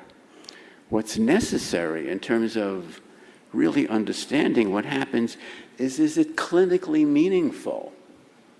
Does it really make a difference? It may be statistically significant. If I look at someone who has $1 difference in their wallet, and I have enough of those individuals that have $1 more than I do, it'll be statistically significant, but is it meaningful? So these observations are indeed real. Most of these medications, the ocrelizumab and siponimod, have had an effect on people with progressive disease who've had superimposed active inflammation. So they're sort of in that gray zone between pure relapsing and so-called pure progressive disease. So you have to ask yourself the question, if I'm going to start these medications, chances are you'll be older because you'll be diagnosed with progressive disease. You'll have less immune function. Disease-modifying therapy benefits decrease with age. Are the risks of going on a medication that, according to this one paper, really only affects about 2 weeks of disability per year, are the risks involved with taking these medications worth it? I can't answer that question. This has to be a discussion between you and your healthcare provider. I don't say you shouldn't be on this medication, but you have to realize the context in which it is being advised and used and whether it really is going to be of any benefit in terms of its risks. Okay, exercise. I can't tell you how often I've advised this to individuals with MS, and what have I, no time. Doc, I'm just too busy, too tired. I'm tired, I can't exercise. Or, I don't know what to do. I have a disability.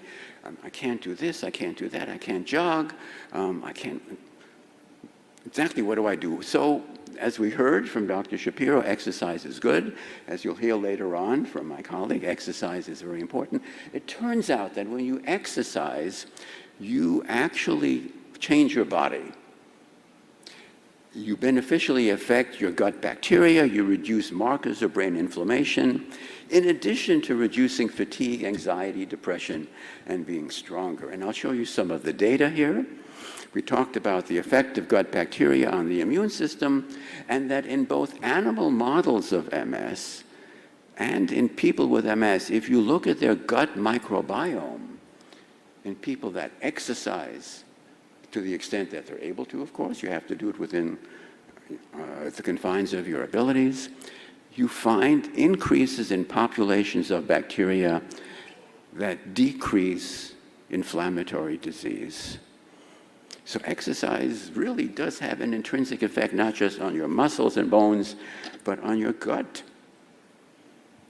Very interesting observation. This will really persuade you to exercise. You'll walk out the door probably, beginning already to exercise.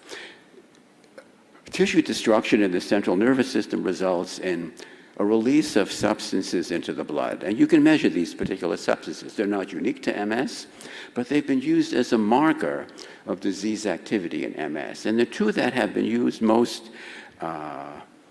widely are these neurofilament light chains, or NFL as they're called. They're released when axons break down.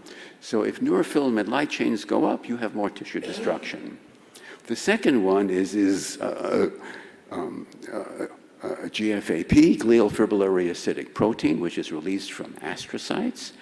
So when they die, they're released, the GFAP, and you can measure these in the blood, and if they go up, there's more brain destruction. If they go down, that's a sign that things are quieting down. And a study was done in which two groups of individuals with MS, with relapsing MS, mild to moderate, EDSS under 4.5, so some disability, but not too much. They broke them into two groups. One was given a home exercise program, stretch or do some things for 15 to 20 minutes. The other group was given the same program to do at home, but in addition, a high-intensity exercise where they were doing 60% of their aerobic capacity on a bike. So they were huffing and puffing. And then they looked at the blood levels of these indicators of brain destruction, NFL and GFAP, and the data are shown to you on the right. Exercise decreased tissue destruction in the central nervous system. Now, if that doesn't persuade you to exercise, I don't know what does, but I'm going to exercise more also. Now, let's move on then, talk about what everyone has been thinking about, SARS-CoV-2 CoV-2, the virus, and COVID-19. Some basic facts about the virus. There are many coronaviruses, many of them. Most of them cause a common cold. So they've been around for a long time. They can infect many other species. Bats you've heard about. They can infect mink. They had to destroy mink. They can go from animals to humans, from humans to animals. And like most other viruses, like all other viruses, they mutate as they multiply. Some viruses don't mutate very often. The influenza virus mutates so rapidly we have to have a shot every year. And the coronavirus, unfortunately, also mutates very rapidly. And the way to decrease its mutability is to prevent the virus from spreading, obviously. The virus attaches to a cell by binding to this receptor, ACE2 receptor. And it binds not with its entire body, but with a spike, and not even all of the spike, but a part of that spike, a series of proteins called the receptor binding domain. So just a small piece of the virus directly is necessary to attach to that receptor and enter the cell. And the vaccines that we're having now, they generate an immune response to the proteins of that receptor binding domain. Not the virus in itself, but just that little portion necessary for the virus to infect. So what about MS and COVID-19? Well, two basic facts, very, very important. Just having MS does not make you more susceptible to developing SARS infection. And just having MS does not mean you're going to have more severe disease. Having said that, however, there are indicators that if you have more severe disability from your MS, if you're older, if you have other comorbidities, we call them other diseases, diabetes, high blood pressure, then it does increase the risk of more severe disease. But just having MS per se does not. Now, of course, what about disease-modifying therapies? Very complex. One answer is not present for all individuals. They affect immune function, and obviously if there are these high-efficacy medications like alemtuzumab and cladribine, could they alter your ability to fight the virus? Now, the data are not in yet. I do not have any information showing that these two drugs make COVID-19 worse. But the potential is there. On the other hand, and I thought this was very interesting, again, no data, just conjecture, just hypothesis, people with very severe very severe COVID-19 have excessive activation of their immune system. They have what's called a cytokine storm. So people with very severe ICU, intubation, COVID-19, have an overactivity of the immune system. The activity of the immune system actually becomes destructive.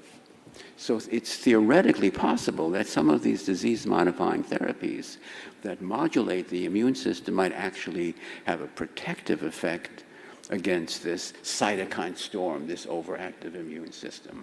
I don't know that for a fact, but at least it's something to think about. So, you have MS, you're on a disease-modifying therapy. What should I do? Do I have to change anything? Well, the general consensus is you don't change anything just because you're on a disease-modifying therapy. Because having an attack, having a relapse, is a lot worse than the potential of having very severe COVID. In addition, there are certain medications that if you stop, you have what's called a disease rebound. It actually gets worse than it ever had been before. We don't understand why. You're obviously suppressing something. You take away that suppression, and it rebounds beyond what it had been previously. Now, if you have COVID-19, however, if you are infected, then what should you do? Well, then it becomes very, very complicated. Then it obviously depends upon what you're taking, how long you've been on it, if you're getting multiple dosages, when did you have your last dose? it becomes more complicated. Now, there are some disease-modifying therapies like interferon beta or GA, gluterin or acetate, that don't have any effect, and they should certainly be continued. You have to be aware of disease rebounds, as I mentioned to you, and if you're on a medication that can affect the course of COVID-19, you should think about maybe extending the interval between dosing to allow your immune system to recover and recuperate, and perhaps allow you to be better protected. So there have been all kinds of algorithms that have been published. This is an algorithm here. As I said, it's very complex. Are you starting a disease-modifying therapy? Which one should you start? Well, you may want to think about a disease-modifying therapy that's effective, but that might not affect your responses to vaccines, for example. If you're already on a disease-modifying therapy, should it be continued? Well, if you get COVID-19, what are the implications of continuing on that medication? These are ways of addressing it as are discussed in that algorithm. So there's not one answer that's going to fit everyone. It has to be extremely individualized. But what about vaccines? Now, you know, there are two major vaccines, mRNA vaccines, DNA vaccines. I personally feel that mRNA vaccines are a medical miracle. They're amazing. They're new. They have induced immune responses much better than has been seen with other vaccines, certainly the flu vaccine. What's the effectiveness of the flu vaccine? 60%. These have 90% efficacy in terms of keeping you from having severe disease. And they work by inducing immune responses to this receptor binding domain of the spike protein. So you're injected with the mRNA, the message goes into your cell makes these proteins, they're expressed on the cell surface, the immune system sees it, and you make neutralizing antibodies, but you also affect T cells. And what about DNA vaccines? A similar kind of thing. You take a virus, adenovirus, common cold virus, it's been modified so it doesn't multiply, and they put a piece of DNA in it, that's the message for the RBD, receptor binding domain of the spike protein. Virus enters the cell, the DNA goes into your nucleus, the DNA is read, it makes messenger RNA, makes proteins, your immune system sees it, you make antibodies. So it's a similar kind of thing, just a little bit more convoluted. But it turns out that these vaccines induce not just antibodies, but also T cells. And T cells are necessary for B cells to make antibodies. There are two categories of T cells, so-called helper T cells, and then you have these killer cells, these CD8 cells, cytotoxic cells. Their function is to kill viral infected cells, which would, of course, decrease the risk of transmission. But obviously, as we all have learned, if you're going to change the immune system, you're going to affect the response to vaccines. And there's one category of medication that's particularly important in terms of altering the vaccine responsiveness. Some have no effect. As I mentioned to you, GA, interferon beta, have no effect on vaccine responsiveness. Some disease-modifying therapies may have an effect if they decrease numbers of lymphocytes in your system. Obviously, you need lymphocytes to have an effective response, and these are shown to you here, the S1P receptors, dimethyl fumarate. But if you're going to eliminate B cells, as is the primary function of these anti-B cell antibodies, which are shown to you here, there are 4 of them, you're going to affect the response to vaccines. And there have been 2 interesting papers that have now been published. This is one of them that looks at antibody responses to vaccine in people that have been on ocrelizumab. And on your right, you see the antibody responses. What's interesting, I thought, is that while most people on ocrelizumab did not make antibodies, some did. And if you look at the dots there, you see that some people on ocrelizumab actually made pretty good antibody responses, but most did not. So clearly, being on an anti-B cell antibody affected your response. Interestingly enough, the T cell response was not affected. If anything, it was a little bit higher. And this was further elaborated on in this other paper, which is now at the top of the screen: decreased levels of antibody, decreased numbers of helper T cells, but increased numbers of killer cells. Now, the key question is, are these sufficient to provide you with protection against the virus? We don't know. Work in progress. So the immune system is compensating for lack of B cells after vaccination by making more T cells. We don't know if this is really adequate in terms of a protection. We don't know. So certainly if you're on an anti-B cell disease-modifying therapy, this is an important consideration. This just shows you again that the T cells are increased much, much higher. There on the right, you see higher levels of CD8 cells. I don't expect you to be able to see this, but you have a chance to look at it later. So, can vaccination be harmful? Well, vaccines stimulate the immune system. They release inflammatory substances. They cause fever, muscle aching, fatigue, headache. Fever can make MS worse. That's a fact. We know this.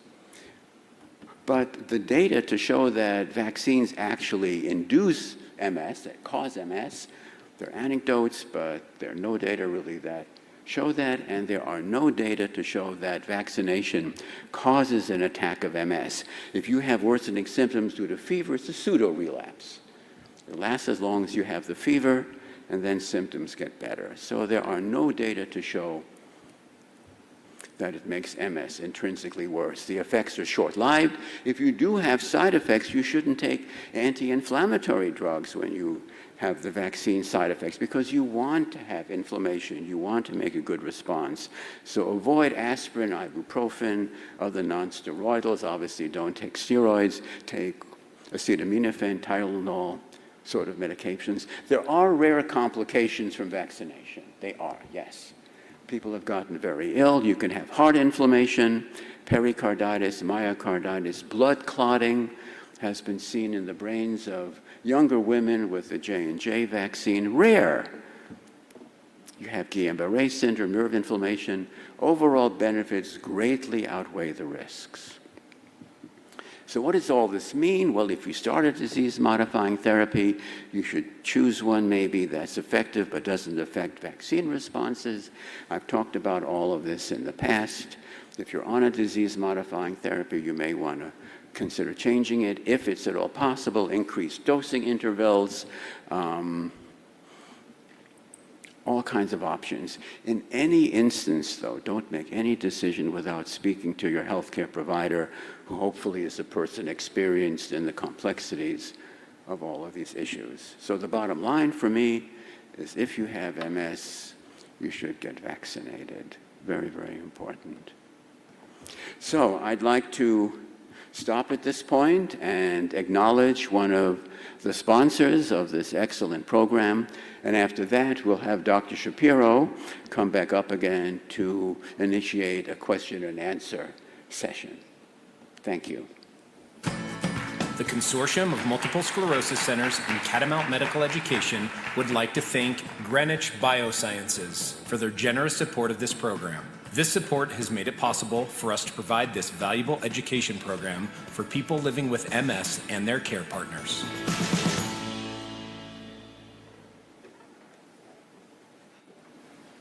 All right. Am I on? No. Yeah, yes. Well, here's the deal, guys. We're going to do questions and answers. We're going to take them from the audience, and I have some that have been sent in. But during this time, there's food outside there, outside the doors. If you want to drift out and get some food and snacks and come back in.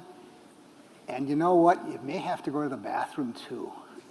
And so if you do that, it's all right, too. We won't send a camera in with you to check on it to make sure. But we don't have a planned bathroom break, so to speak. I know that everybody wishes to have one, but in planning these kinds of conferences, we only have so much time, we have so much to tell, and we've just thought we're just going to have to do it this way. So we don't send me notes saying, I didn't get to go to the bathroom. You can go to the bathroom during the question and answer. So there's some forms being put out. We have microphones too, or we can see your hands and things, and we'll go from there. So here comes a question already. That was fast.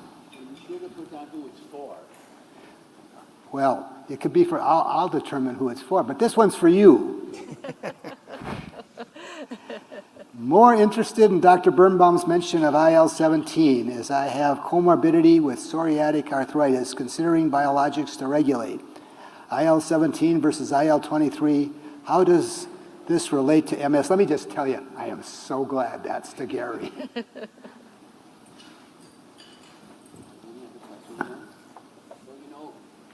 You got to turn your microphone on. If you have a comorbidity of another autoimmune disease, which presumably psoriatic arthritis is, you're going to be releasing cytokines all over the place. And one of the treatments for psoriatic arthritis, I believe, is anti-tumor necrosis factor therapy, which unfortunately makes MS worse.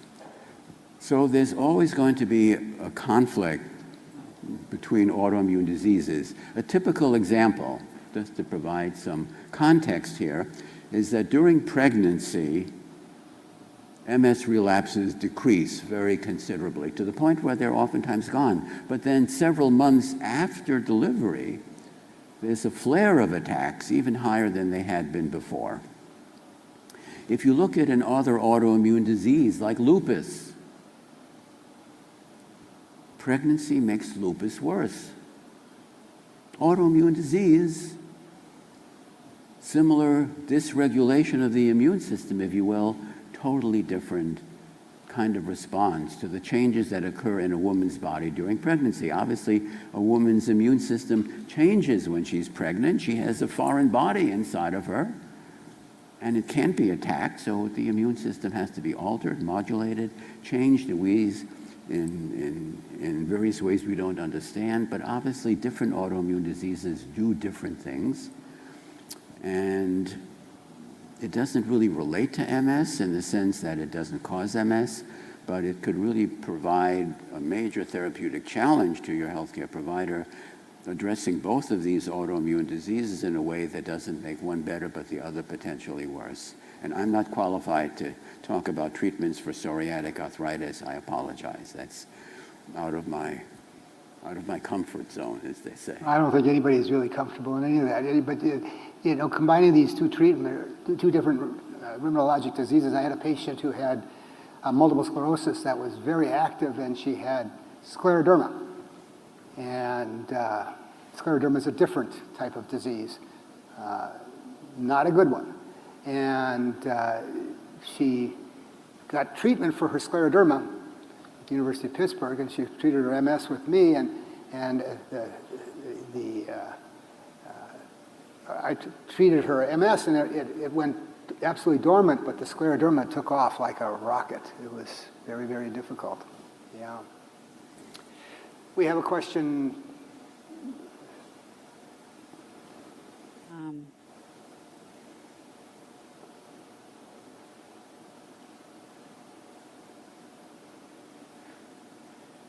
I was just wondering, you talked about whether you have active inflammation, if your MS is more of an inflammatory stage. Well, how do you know? How do you know if you have more of an inflammatory type of MS going on versus, something else? And how does that affect your decision-making process for going on a medication? Peter, why don't you take that? Well, I think that one of the ways we can monitor your level of inflammation in your central nervous system is with your MRI scan. The new lesions on your MRI scan, especially if when you get an injection of gadolinium, if that shows enhancement, that argues that there's a new inflammatory lesion in your system. So that's one of the ways we can monitor inflammation occurring even if you're not having symptoms. So it's really hard to really get an accurate amount of information on how much inflammation you have in anything, whether it's joints or your brain or whatever it happens to be. You should be aware that in these degenerative progressive phases of the disease, when we do autopsies and we look at the brains of these people, we always find inflammation.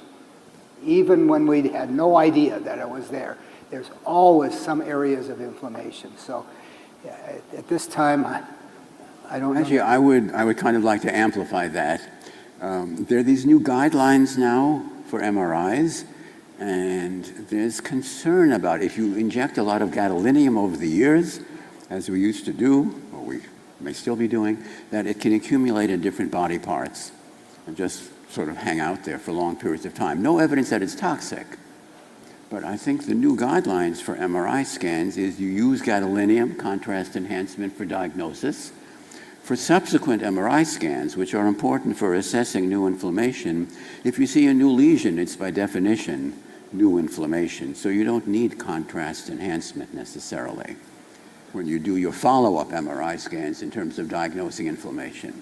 The other are these new biomarkers that I talked about, these neurofilament light chains, which go up if you have inflammation and subside if you have decreased inflammation. So that becomes a tissue marker now. You can draw blood and you can say, gee, you know, in the absence of new lesions on your MRI scan, you can have rises in your neurofilament light chains, indicating that, yes, it's not detectable in MRI, but there's inflammation. So that's not generally available. It's an exam called a Samoa Test. It's being validated now. The only reason it's not available is, as Dr. Shapiro pointed out, insurance companies are now not paying for it, but it will eventually be, and it can be done as a research procedure, in which case it will be paid for, and I think that's a very valuable adjunct. Not exclusive, but a valuable adjunct. So the MRI scan and serologic biomarkers of inflammation, I think, will be very, very valuable in terms of assessment. From a practical standpoint, though, you're probably not going to be able to get all those tests, and so really you're going to be looked at clinically as to what you need to have. This one, I'm putting my tongue in my cheek, Patty. This one's for you.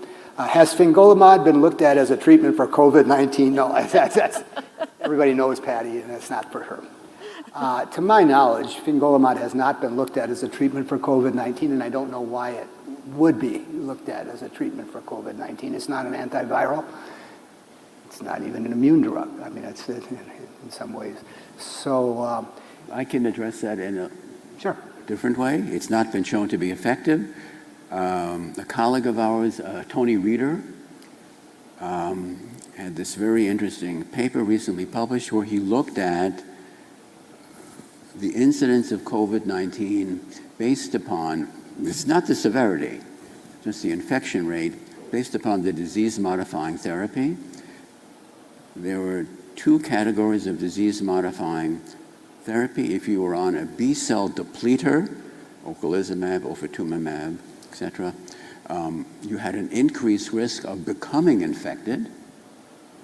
If you were on interferon beta, you had a decreased risk of becoming infected.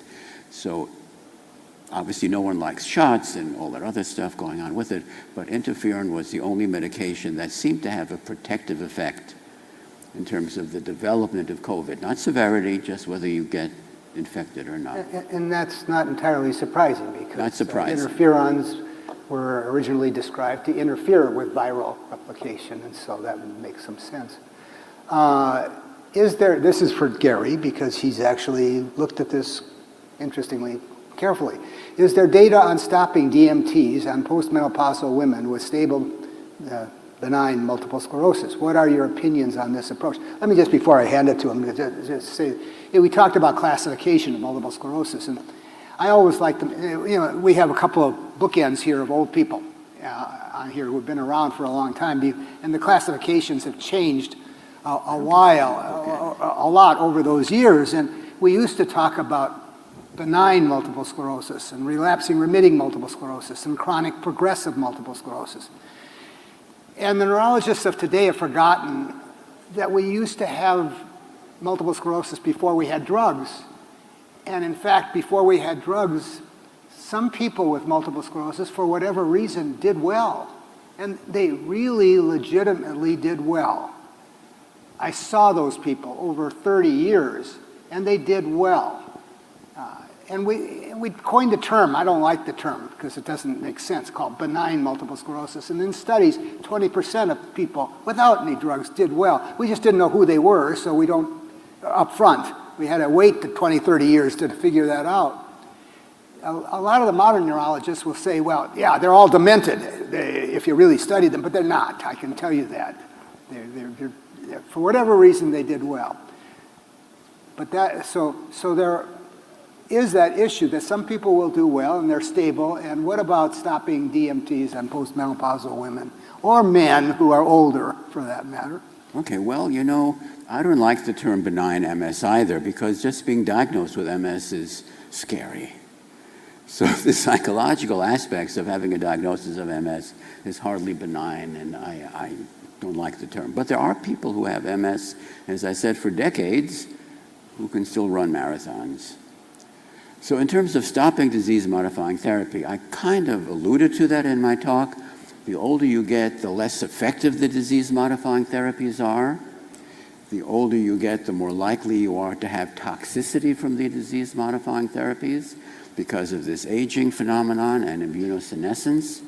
So I actually published a paper in the International Journal of MS Care, which is the journal of CMSC, about, I don't know, 2 or 3 years ago on stopping disease-modifying therapy. It was a prospective study, not randomized. So there is now an ongoing randomized trial in which people with inactive disease, what do I mean by inactive? No acute inflammation. On MRI scan, their biomarkers are, as I said, NFL levels are low, and they're randomized. You stop disease-modifying therapy, you continue disease-modifying therapy. So this wasn't randomized. In my practice, I would ask a person, do you want to stop disease-modifying therapy? I think it's a consideration.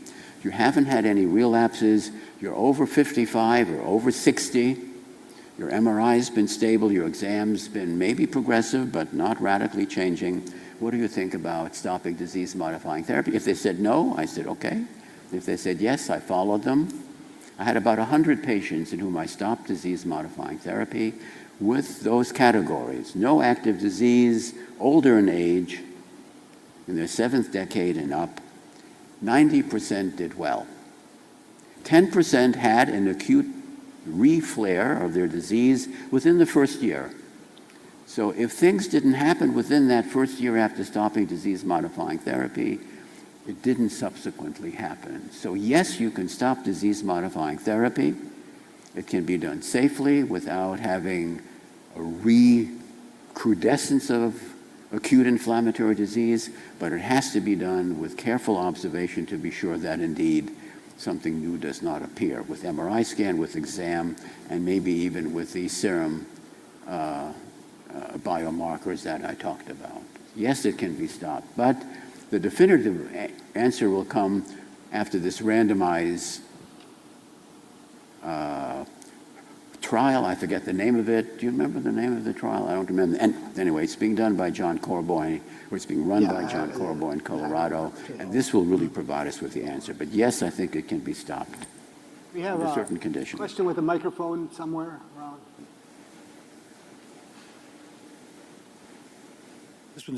This one's, is it on? Hey, this is for Patty. Patty, when I exercise, produce adrenaline, am I right? To a point? Say that again, I didn't hear. When he exercises, it produces adrenaline. Okay. Yes, okay. Is there any way of bottling that? Because when I exercise, I feel great. But when I stop, that's when I, go back to MS. So there is a right way to exercise. So exercise should make you feel good, right? That's what we want. But you have to do it in a very smart way and very kind of approach it very logistically. If you're feeling well while you're exercising and then you kind of stop and then you kind of bottom out and you don't feel as well as when you first started, or you have a long recovery period, it could mean several things. One, you overheated when you exercised, and so you're paying the price of that heat sensitivity that you have. It could mean that you just approached it at a little bit too hard, too much. So an intermittent exercise philosophy, so where you start intermittently interspersing small rest breaks during your entire exercise program, so you don't basically empty out the cup of energy that you have and that has to kind of regroup there. So how you do it might be really more important than bottling that adrenaline that you feel. We do get that high from it though, Jeff. We do really have that feeling of well-being from it. And that's a good thing, but that might be driving you to maybe continue beyond a little bit more than what you should be doing for your current functioning. So kind of taking a closer look at that, or meeting with a physical therapist who can give you some advice on that. We only have a couple more minutes, and so I'm just going to rapidly does colonoscopy prep kill off the gut biome? And the answer to that is no. It may alter it transiently, but it doesn't kill it off. How do you feel about mixing and matching COVID vaccines? Well, this is obviously a hot topic today, J&J and Moderna.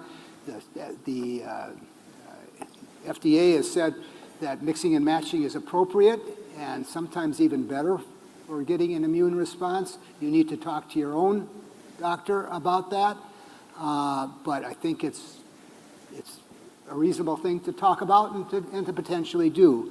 And then the last question, which I'll throw over to Peter, because Gary will talk too long if I send it to him. It's, do you recommend probiotics to help the gut biome or other changes that can help? I think generally probiotics have no risk, and there may be some benefit with regulating your bowel function. Patients with MS often have constipation. By taking a probiotic that can help your bowel function, make you a little bit more regular. So I think there's no harm, and it's probably something that might be of benefit. And then the last question is that was handed here is, can progressive MS be determined only by increased cognitive problems, or do physical symptoms need to increase too? And really it's not one or the other. It's whatever it happens to be in an individual that is progressing without any relapses. And it's not science entirely. It's a little bit of art in determining that, because remember, it's all kind of MS. It's not, there's no black and white determination. Suddenly you go from one to the other, or whatever it happens to be. And so with that, before our next presenter, Dr. Peter Waite, comes up, let's recognize our next supporter. The Consortium of Multiple Sclerosis Centers in Catamount Medical Education would like to thank Mallinckrodt Pharmaceuticals for their generous support of this program. This support has made it possible for us to provide this valuable education program for people living with MS and their care partners.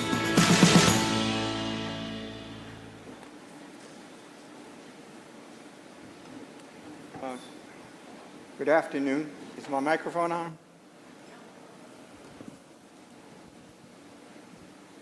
Says it is. Oh, there it is.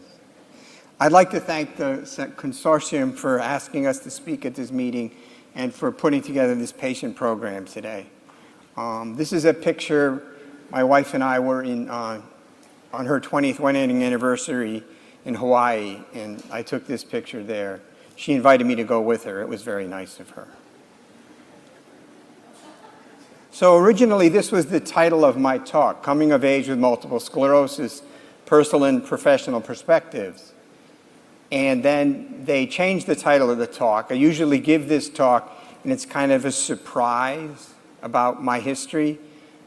But they changed the talk to My Journey with Multiple Sclerosis. So the cat's kind of out of the bag. I've had multiple sclerosis since 1980.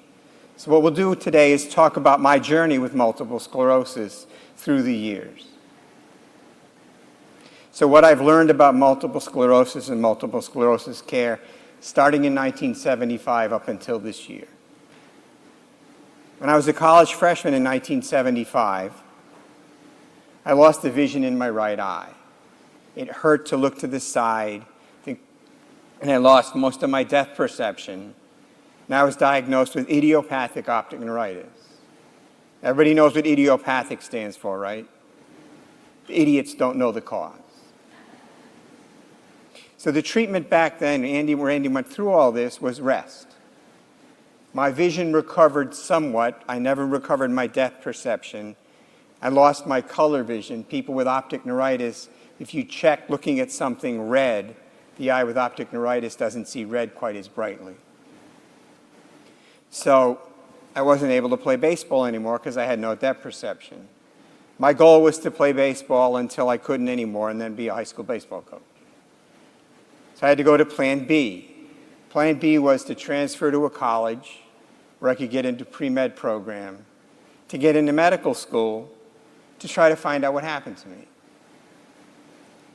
This is a CT scan of my brain that I had in 1975. You can see up in the corner it says October 1975. CT scans were just discovered that year.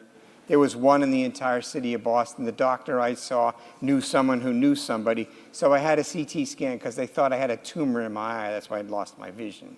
This comes up in my life a little later on. So in the second year of medical school, during the neuroscience course, I developed double vision. Trouble reading, trouble driving. I had what they call intranuclear ophthalmoplegia.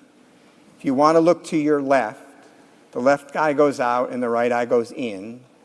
They're connected by a little wire with myelin on it. If that wire is disconnected, this eye goes out, this one stays still, and this one shakes. It's a very common symptom of multiple sclerosis. So now I've had 2 attacks, my optic neuritis and now the intranuclear ophthalmoplegia, at 2 different places at 2 different times. So that makes the diagnosis of multiple sclerosis. So I diagnosed myself with multiple sclerosis in medical school in 1980. So I had a good recovery of my vision, and I had my answer, multiple sclerosis. So I said, okay, now I can quit medical school. I went to medical school to find out what went wrong with me. But my father was a heart surgeon, heart chest surgeon. He urged me to continue. So I stayed in medical school. At the end of I graduated from medical school. Now I had to decide what I wanted to do.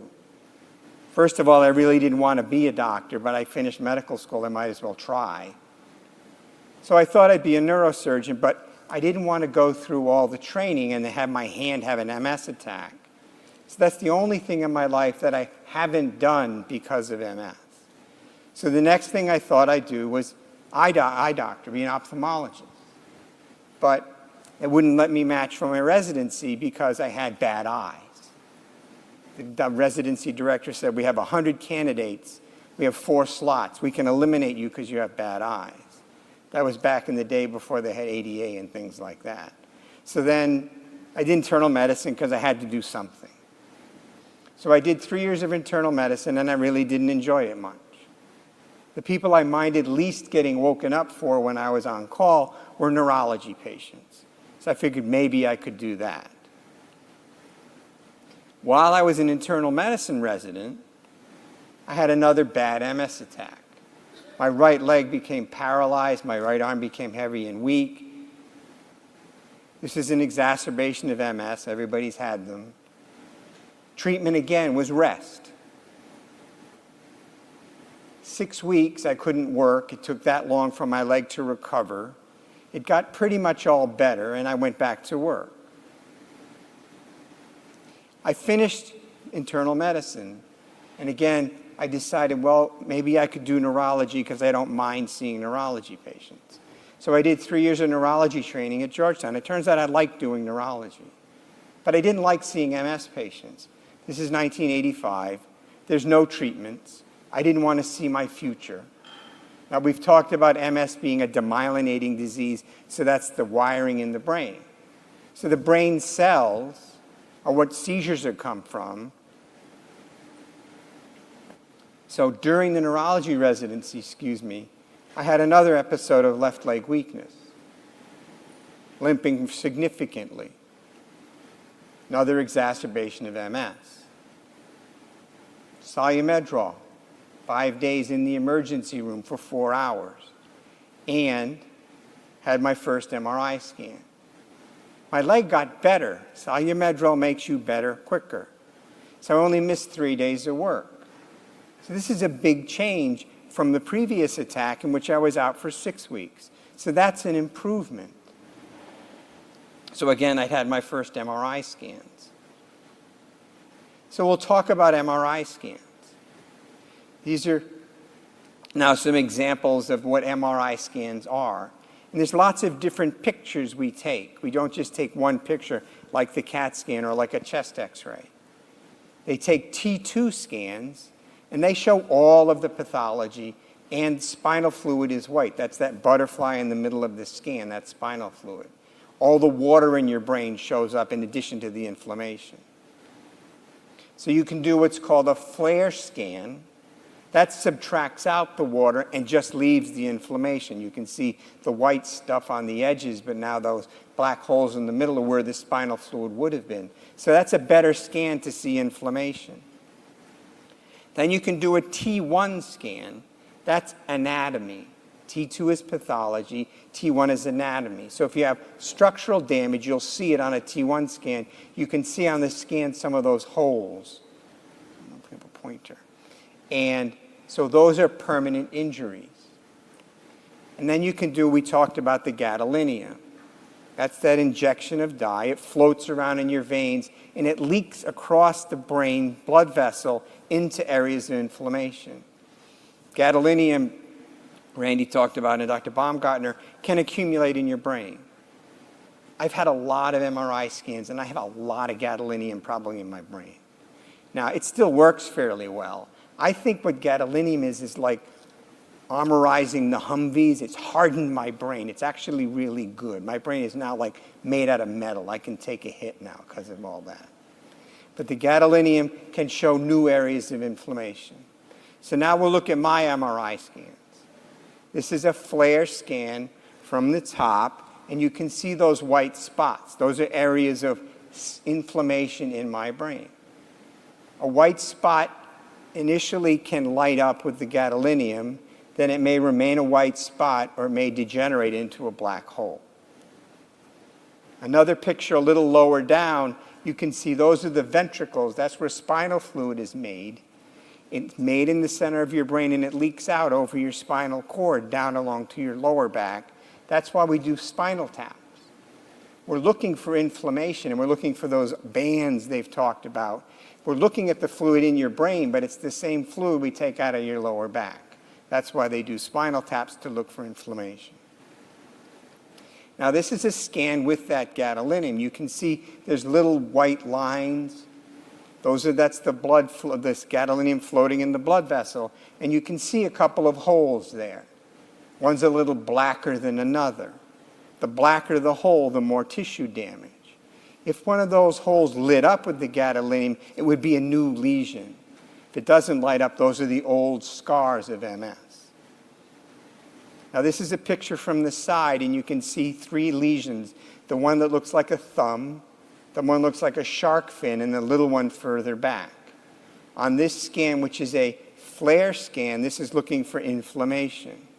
If we do a T1 scan, you can see that shark area is really a black hole. That's an area where there's no tissue left. That's all damage. That's a permanent scar. That's what we're trying to prevent by using the disease-modifying therapies, because they decrease new spots, and they decrease the chance of a new spot turning into a black hole. So let's see. I don't know where the backup thing is. So 1988, I'd started to talk about this. I finished my neurology residency, and I really don't want to see people with MS. I'd rather just be myself. There was no treatments back then. Myelin is white matter, wiring. Seizures are gray matter, brain. So I went to Yale and did epilepsy training for 2 years. So I learned about how to treat seizure patients, not really have to see MS patients. This gets to 1990. My wife said, "You've gone to 4 years of medical school, after 4 years of college. You've done 3 years of internal medicine training. You've done 3 years of neurology training. You've done 2 years of fellowship. You're 33 years old. Get a job. You must know how to do something."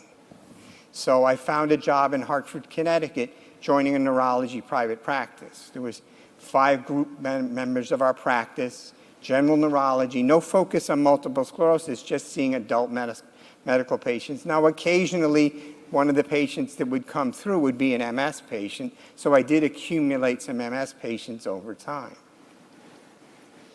1996, my right leg never really recovered from that first exacerbation when I was a medical resident.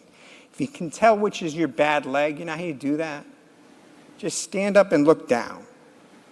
The good leg, the foot will point forward. The bad leg will turn out a little bit, because the muscles that turn out are stronger than the muscles that turn in.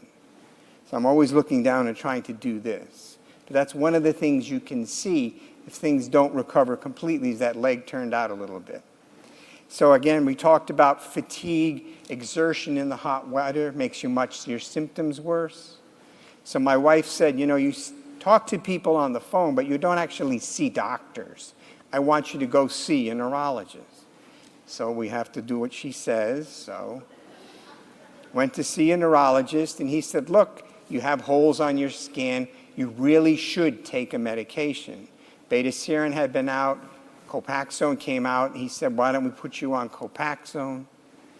At that time, Randy talked about in his practice, they were doing physical therapy, neurorehab. Most general neurologists in the 90s weren't doing any physical therapy recommendations. They were just treating you with medications. When I was training, I was told physical therapy might help you get better a little quicker, but it won't make you any better in the long run. It's just going to temporize things a little bit. So now I'm in private practice in 2006, having spasms in my legs at night, disrupting the sleep of my wife. Either you can sleep in the same bed or go sleep in another bed, but your leg is jumping like crazy. So we went to see another MS specialist. That individual actually examined me. He found my right leg was spastic. That means stiff. When you hit you with the hammer, it jumps. The reflexes jump. You know how they do that scratch the bottom of your foot test? That's checking for what's called a Babinski sign. Your toes are supposed to go down when you're an adult. If that goes back up, that means there's some irritation in your brain or your spinal cord. My right hand was a little clumsy, again, from that old MS attack. So he left me on my same disease therapy, but he started some medications to control my symptoms. Medicines for the spasticity and medicines for restless leg syndrome. Lots of MS patients do have restless leg syndrome, and he recommended I get an MRI scan of my cervical spinal cord. Remember, that's about 10% of your central nervous system is your spinal cord. So this is now the MRI of my cervical spinal cord.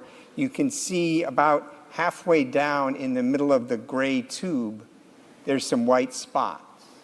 So I have at least 3 lesions in my cervical spinal cord, along with lesions in my brain. That's why I have jumpy reflexes. If I hit this leg, both of my legs jump. That's a sign of spasticity. So 2007, I'm in neurology in private practice, been in practice for, 17 years. Seeing adult patients, and I've accumulated about 160 MS patients.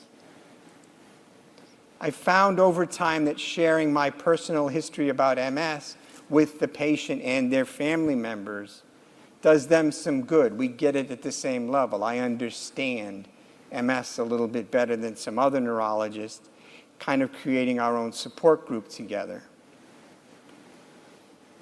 Disease management, for the most part, still consisted of just taking various drugs. There wasn't a lot of recommendations for physical therapy. There might be some symptom management.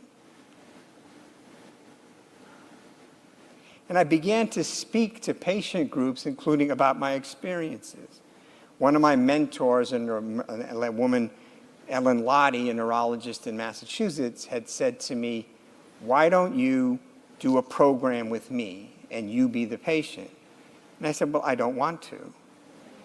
And she said, but that doesn't matter. I told you you have to. And again, men don't have a chance in these kind of arguments.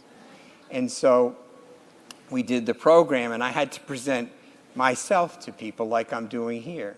And it was the first time I'd ever talked my story to people, and I really didn't think it was going to be a good idea because I looked pretty good, and some of the people in the audience would be sicker. And I thought, if I were in the audience, I would wonder, why is he okay and I'm not? And I didn't want to subject the audience to that, and I didn't want to, but at the end of the program, just about everybody came up to me and thanked me because I gave them hope. I've been at this a long time. I've had trouble, but I'm still fighting the fight. And so that kind of changed my whole perspective of interacting more with groups like this. I was also on the National MS Society board. And then there was a bump in the road. In the spring of 2007, at my hospital, they got a new CT scan machine. Remember, I had that CT scan back in 1975. This scan, you could look at heart arteries, like an angiogram, but it wasn't a catheter and things. And in college, after I'd had my CT scan, I was a physics major, and I wrote a thesis on the physics of CAT scan machines. So the radiologist called and asked, I need a volunteer. I said, sure. I wrote a paper on that 27 years ago. So I'm the first person ever to have this scan at the hospital where I work. It showed that one of my heart arteries was critically narrowed. I didn't believe it. Doesn't make any sense. I'm 50 years old at that time. I have no diabetes, no hypertension. No one in my family has ever had a heart attack or heart disease. My cholesterol is normal. I didn't believe the results at all. I told him his machine stunk. So I had to go see a cardiologist. He said, well, just do a stress test, you know, the treadmill test. I usually work an elliptical machine for a half hour. I figured I'll set a record on this stupid stress test. Stress test had to stop at 2 minutes because my EKG looked like I was having a massive heart attack. Stop this thing. So he goes, it's too late right now to cath you today. We'll cath you tomorrow morning. So I have to go home and explain this to the boss. My wife is a nurse anesthetist that works in the open heart surgery unit at Yale, and I'm coming home telling her, I just failed a stress test and I have a cardiac catheterization in the morning. She goes, first of all, why did you volunteer for that test? 2, don't ever not tell me something again. So the next day I had a cardiac catheterization. All of the arteries in my heart were severely blocked. I said, what about stents? They said, you need 6. So the next day I had 5-vessel emergency bypass surgery. Probably definitely saved my life. So if I hadn't volunteered to have that test, because if I hadn't had a CAT scan in 1975 and wrote a paper on it in college, the other things that happened were the day of the test, the radiologist called and said, the first volunteer didn't show up, so I went because the volunteer didn't show up and my patient was late. So there's all these coincidences to have me have this test and then save my life. Someone said there was a lot of miracles that had to happen for you to survive this. Maybe God doesn't want you in heaven. It took a lot of work to keep you out of heaven. So now in 2007, in the summer, the Mandel MS Center is proposed as a comprehensive research and clinical center to treat people with MS where I practice. I was asked to be the medical director for neurology. They knew I had 160 MS patients, but they didn't know that I had MS. I'd spent my entire life, up until this point, trying to not treat MS patients. I just wanted to play baseball. I didn't want to be a doctor. Here I am. Now I'm going to be the director of the MS Center. Our center opened in the spring of 2008. Our model is for comprehensive care developed at one site. Mr. Mandel, he and his wife are very successful. They've donated a couple of $1 million to get the center going. And he used to have to fly all over the country seeing experts. He wanted everything on one site. So each patient at our center is seen by a provider. Then they see physical therapy, occupational therapy, and speech and language therapy as part of their initial evaluation. They may see a physiatrist for spasticity management. Other services we have are urologists on site, pharmacologists on site, social worker services on site, an infusion center, research, clinical trials. It really is one-stop shopping. It's the definition of what an MS patient wants for care. And it's designed to take care of me and Mr. Mandel. If it's good for us, then we have it done at our center. So all these things I'm talking about, I did to me first, thought they were of benefit, so then I'll let them do it to my MS patients. So these are just some pictures of our center. I came up with the columns. You want to have a nice entrance. Plus, when you go through the columns, you can have MS. When you go out of the columns, you can say, I don't have, you can go back into denial. It's a nice thing. That's check-in and check-out, the waiting room. That's our infusion center. That's one of our 2 gyms where you can work out there and be supervised by physical therapists. This is our research gym. This is a machine that tests balance. We'll talk a little bit later about a really bad MS attack I had about 5 years ago.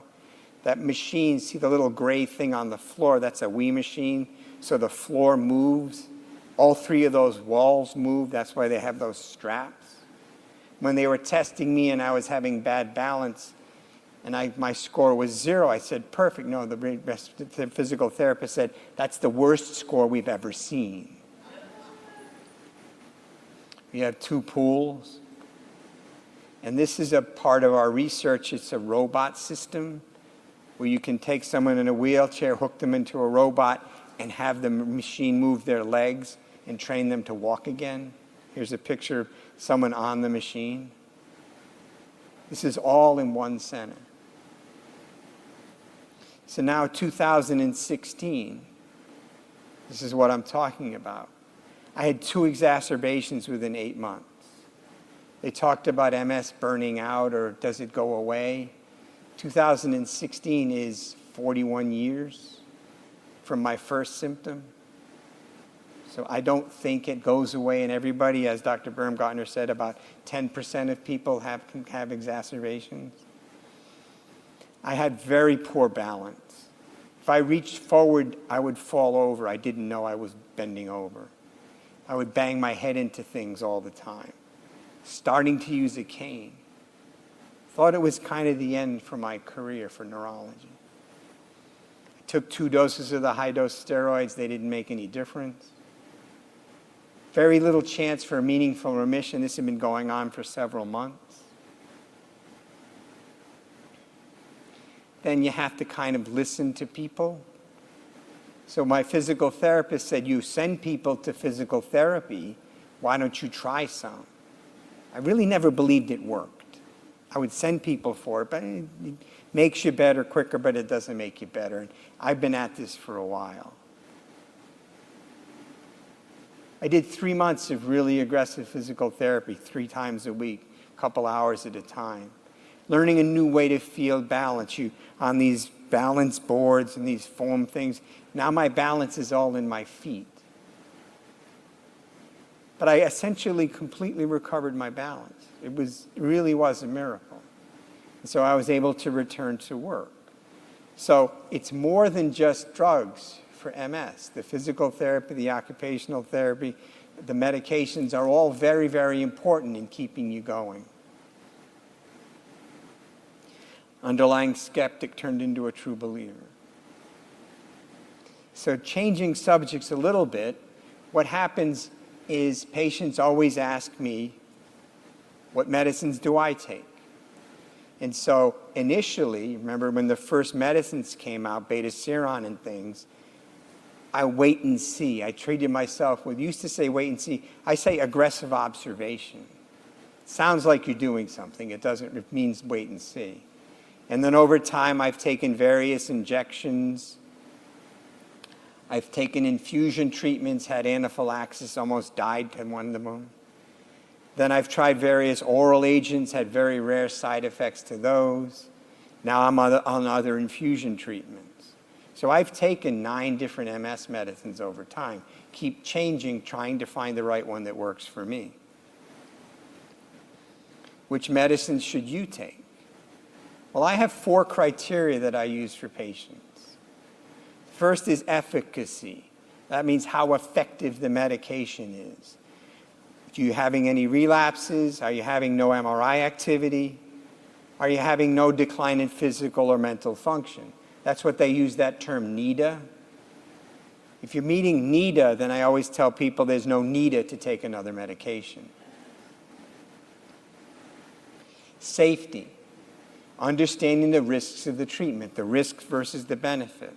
So first, is it effective? Then you have to understand the risks of the treatment. Then tolerability. Can you put up with it? All those injections, I used to have refrigerators full of shots. They'd send them to me. I didn't want to take the shots. I'd just leave them in the refrigerator. And then compliance. As I said, did you take it? Are you going to remember to take a pill twice a day? So those are the 4 different topics that I use when I speak to a patient about trying to pick which of the various medicines we have is right for them. And you should have an informed discussion with your provider. It turns out now I'm a provider. I used to be a doctor. You used to be patients, now you're clients. Everything's changing, especially with electronic medical records and everything. So in summary, from 1980, when I was diagnosed, to 2021, it's been 41 years living with the diagnosis of multiple sclerosis. I'm currently the medical director for neurology at the Mandel MS Center. I'm not where I wanted to be, but where I'm working, where I'm very happy to be now. We've seen at our center more than 3,600 patients over 14 years. I'm working with a staff of 30 highly skilled professionals providing comprehensive care. It includes neurology providers, physical and occupational and speech and language therapists, physiatrists, urologists, infusion nurses, pharmacists, integrative medicine specialists, and administrative staff, all under one roof. This model is a model that we want to spread all over the country. This is the right way to take care of someone with MS. Everything you need under one roof. It's the goal that people should strive for. So 46 years later, here I am standing on this stage talking to you, starting out when I was a freshman in college trying to play baseball. It's been a long journey with many twists and turns. I ended up actually doing what I spent most of my life trying to avoid. It's been the most rewarding time of my career, helping others like myself dealing with multiple sclerosis. It's the right place for me. I enjoy helping my friends, my patients. Half the time we're talking doctor to patient, the other time it's patient to patient. Hope has turned into reality. Back when it started, and I'm lying in bed and I can't move my leg for 4 weeks, I'm just hoping I'm going to get better. Or when I was just hoping my vision would get better. Now we have medications where people are actually getting better. Some of the trials show that people actually improve. Using the word better is a whole new concept. I just saw a patient last week, young lady, mid-20s, kind of a very blunt affect to her, but very nice, but very blunt. And so she was seeing me for a second opinion.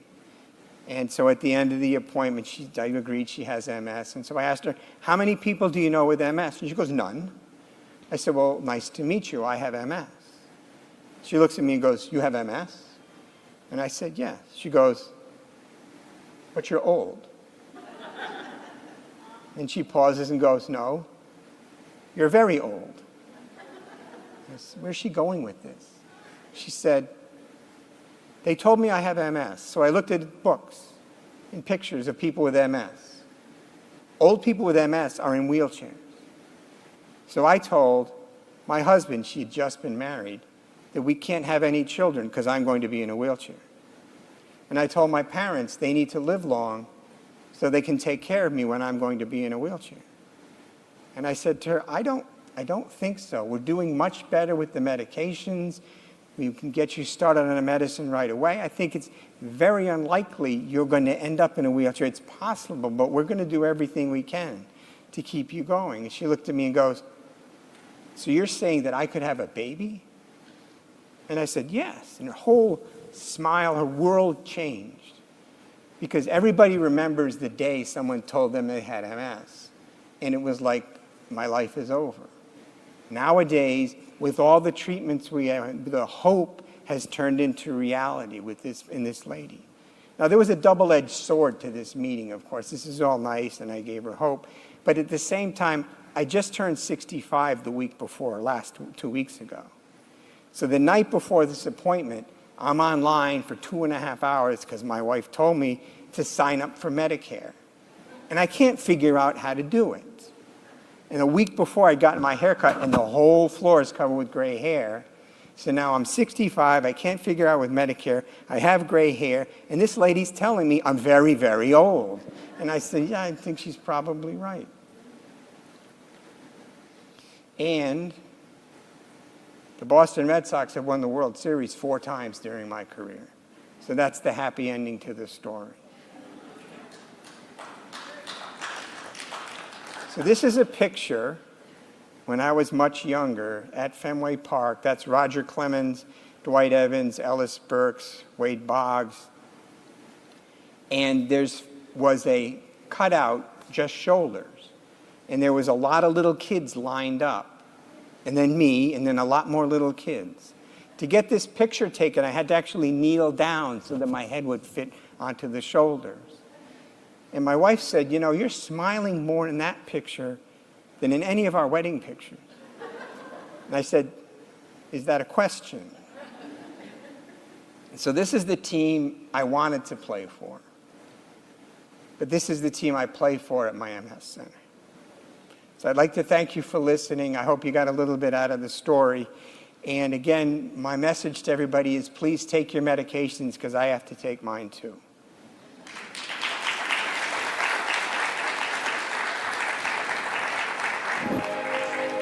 Multiple sclerosis is a journey that requires patience, determination, and resilience.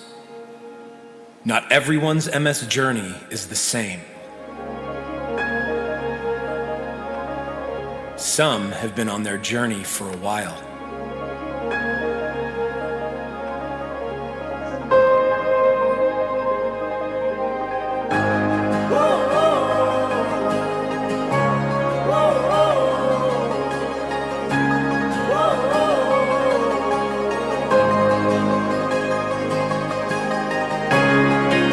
Some are hopeful about their future journeys.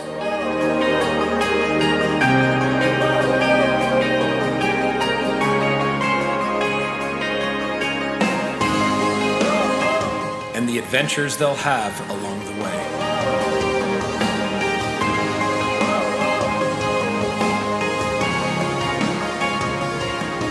With the love and support of friends, family, and care teams.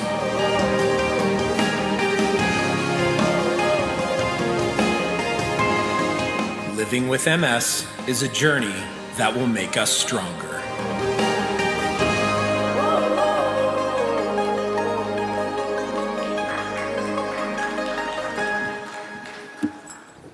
Yes, would you give yourselves a hand for that beautiful video? We want to say thank you so much to those of you who shared your stories with us and sent them in. But also today, as I was walking around and getting to meet some of you shared your stories with me as well. And I just thank you. Really, you are our heroes. We thank you for joining us here today.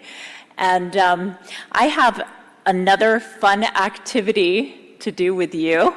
And we're actually going to be talking about some other MS heroes. So if you would take your cell phones out and your devices for another Poll Everywhere activity. I'm just going to give you a moment to do that.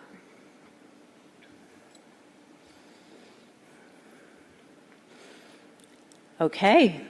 Well, this game is called Celebrity Picks, and we are going to start off with this first slide that you can see. I want you to click on the celebrity that you believe matches the statement. This celebrity, although diagnosed with MS at age 20, continued to pursue their acting career and has starred in over 20 television shows and over 15 movies. Is it Jamie Lynn Sigler, Michael J. Fox, or Lady Gaga?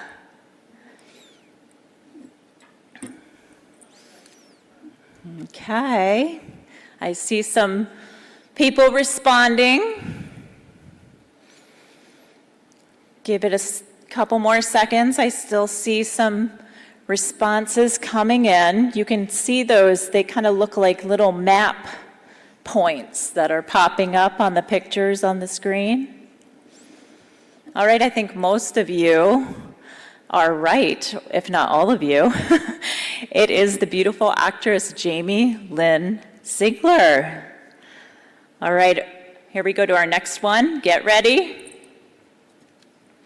This celebrity posts a range of webisodes as well as blog posts and links to MS resources. The goal is for it to become the go-to resource for people who are recently diagnosed with MS or simply curious about the condition. So, is it Tom Cruise, Jack Osborne, or Janice Dean?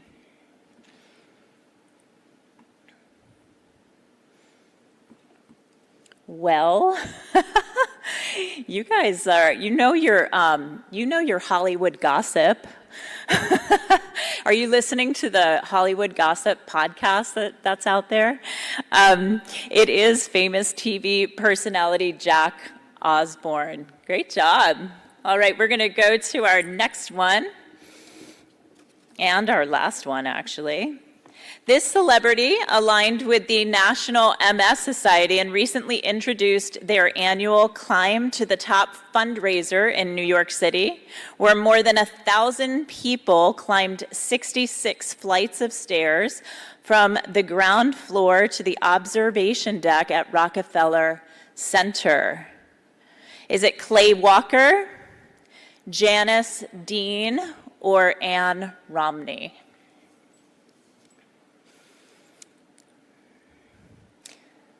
All right. This one's a little more tricky, I see. Okay, I see a couple more responses coming in. All right, well, this is the television meteorologist, Janice Dean. Isn't that wonderful? I love to hear, again, the stories of what people are doing and the inspiration behind living with MS. And so again, I want to thank you for sharing your stories. We want to thank you for being here today. And at this time, I would like to welcome up Patty Bobrick to present our last presentation. Would you welcome her?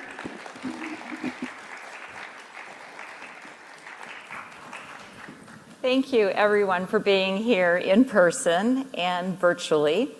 I am in great gratitude for being here today for a lot of different reasons. I'm grateful to the course organizers, Catamount Medical Education, to our wonderful sponsors, and very honored to be on this distinguished panel of these awesome neurologists. But I'm also very grateful to be back in Orlando. Those of you who know me, I spent 26 plus years of my career at the Orlando Health MS Center. So this was coming home for me. I moved away about 2.5 years ago, and I moved to gorgeous Steamboat Springs, Colorado. You can't begrudge me that, I know. But this was really a coming home. So I'm also in gratitude for all the people that I see in the room that I know that you think that I was a part of your life, but what I want to tell you is that I'm grateful for everything that you taught me about MS, because of your sharing, because of your openness, and because you allowed me into your life so I could learn more about MS. So my gratitude to you. I do want to call out Dr. Shapiro for something, though. I've known Randy for 20 plus years, and I hope that doesn't mean that makes my exit in this world a little bit more expeditious. So, because Randy knows a lot of dead people. I don't want to add to that list. But I do want to tell a story because I'm so grateful to, all of the neurologists on our panel who I see the value of rehab and the value of the comprehensive team. So many, many moons ago, 20 plus moons ago, I went to my first Consortium of MS Centers meeting. And, I felt like I was one of the newbies to this conference, and I had to find kind of the people that I knew that spoke my language. So the very first lecture I went to was on spasticity, and Dr. Shapiro was giving it. And I was just sitting there kind of mesmerized because I thought, oh my gosh, he speaks my language. And it was so exciting. And he had brought his physical therapists and occupational therapists. And I thought, they speak my language, and it's the team approach.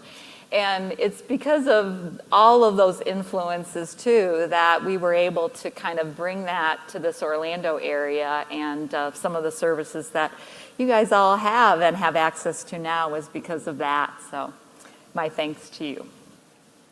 So my talk is on the stages of rehabilitation as MS progresses. But as I was thinking about that, I said, I really would like to change that. I really would like to call it Rehab Strategies to Live Your Best Life with MS, no matter where you are, okay? So, and we're gonna have that kind of theme throughout my talk today. Dr. Wade's so generous in sharing his story and being able to remember when you were first diagnosed. I've heard many of your stories about when you were first diagnosed. Some of them feel very tragic. Maybe some of you were just so shocked. Some of you were actually happy to have a name to what you were experiencing for so many years that was left unnamed, that you were just grateful that one, it had a name, and two, that it wasn't a terminal illness that was going to kill you in the next 3 months. And so that always brings up a lot of shock. It can feel very overwhelming. Where do you go? Sometimes you just have to check out. This can't be real. I'm in denial about this.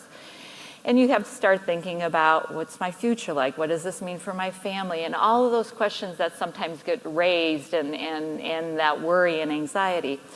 But part of what I'm here to tell you today is that you have healthcare professionals that can be on that team with you, that can help you down that path, down your journey of MS. So, what are your first steps? Okay, you were just diagnosed with MS. You have a neurologist, you obviously got the diagnosis, but there are other team members that are important for you in your overall recovery and an overall journey on this trajectory of MS. And so I'm a rehab professional. I'm going to say that you need to pick your rehab team. Traditionally, that's thought of as physical therapy, occupational therapy, speech therapy. And we are part of a bigger team, which you'll see.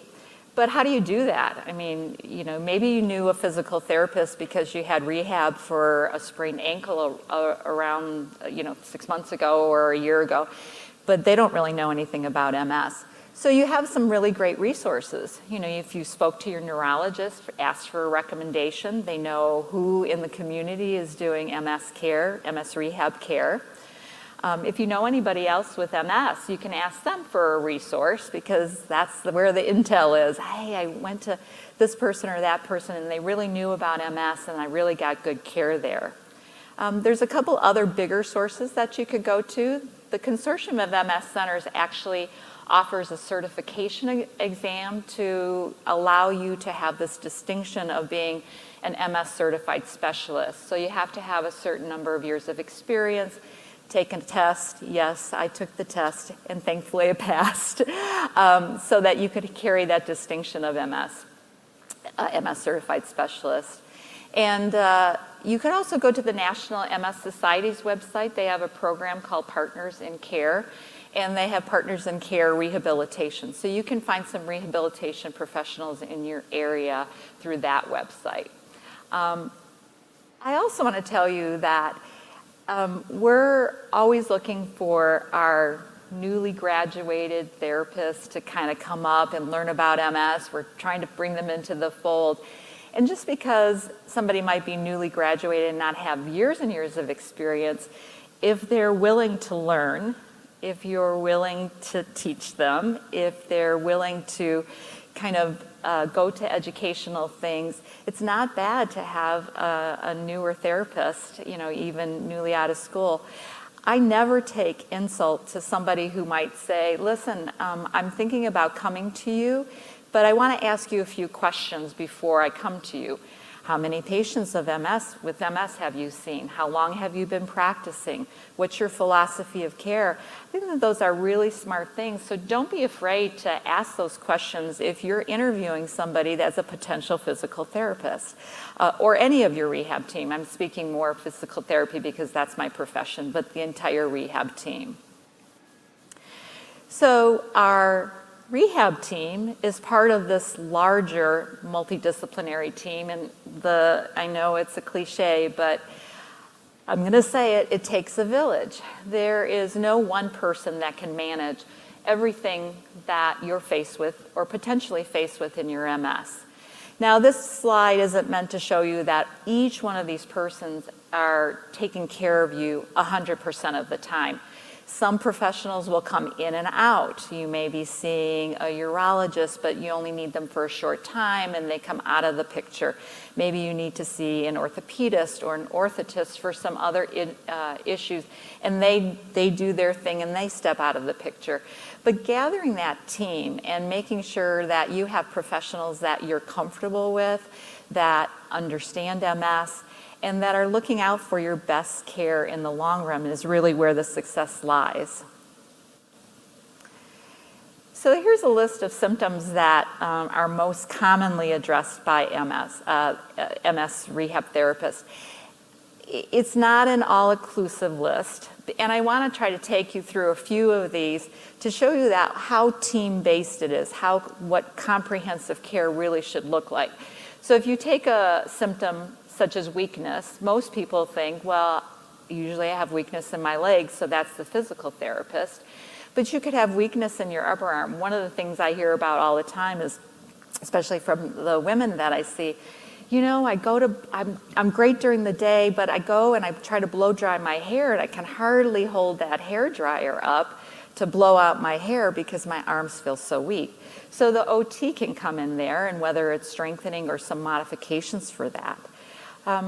We don't often think necessarily weakness when it comes to speech pathology, but our swallowing muscles, our muscles of articulation that generate our voice, our muscles, so they also can get weak. So again, the whole team can be involved in any of these symptoms.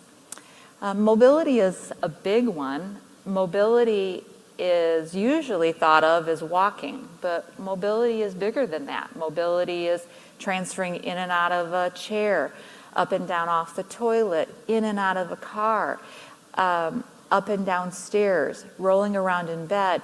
So again, the team, can take on that and not just one professional at a time.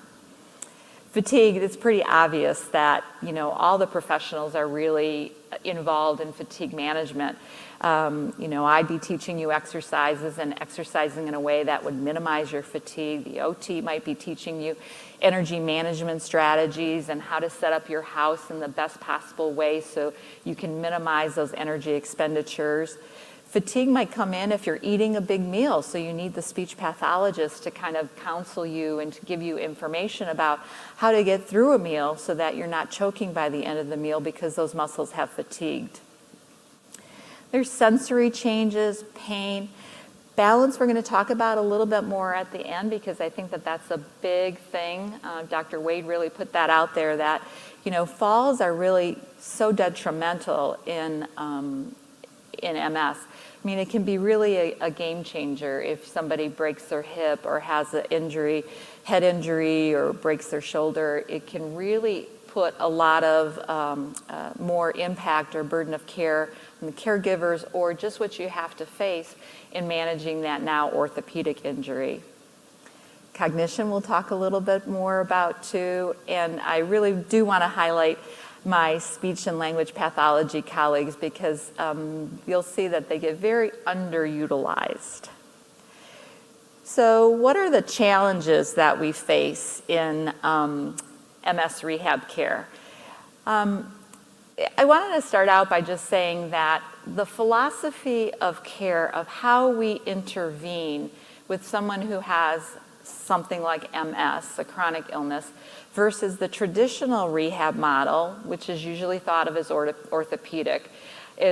You'll get a prescription from the doc that'll say 3 times a week for 6 weeks, and then you've recovered from that injury, and then they say, bye, see ya, and then maybe if you saw them in the grocery store, if they live around you, you might see them again.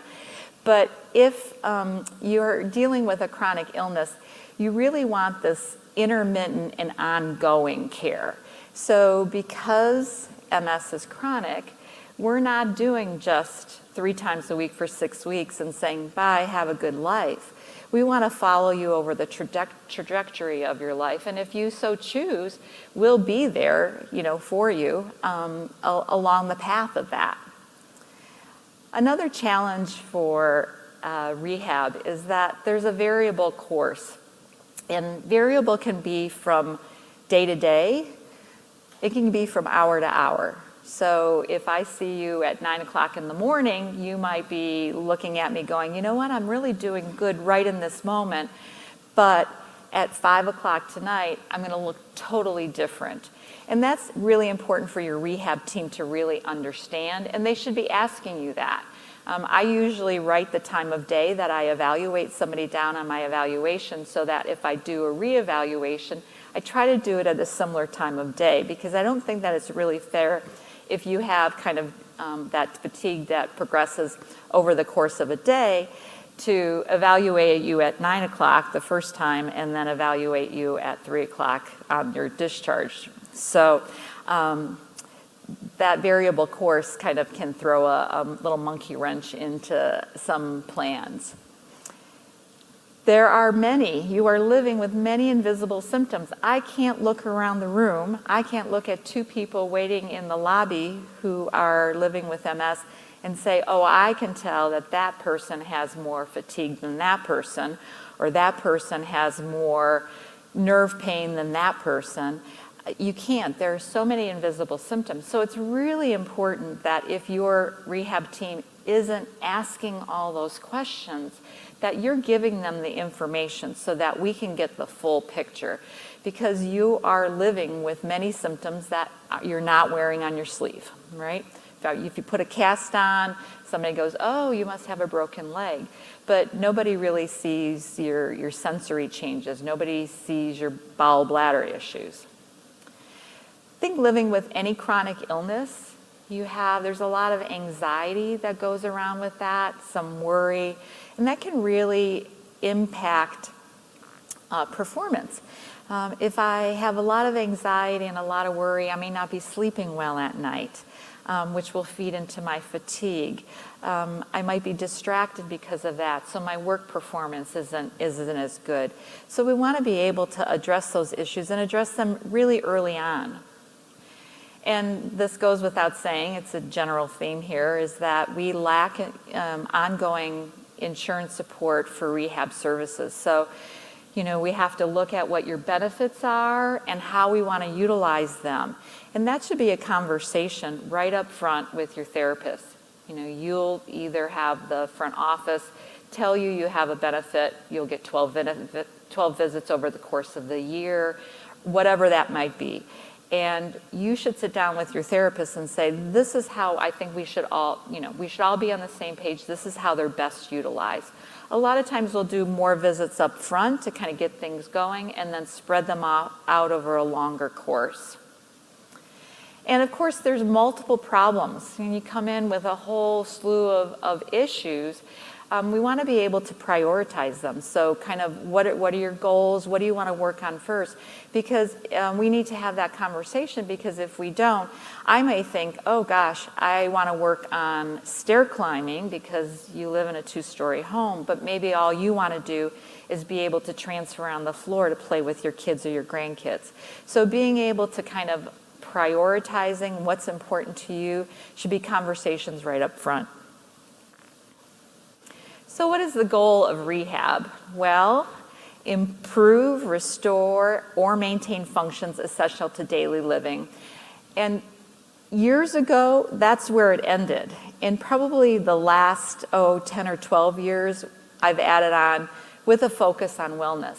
And that goes back to the thought that you may have a diagnosis of MS, but you can still be healthy and well.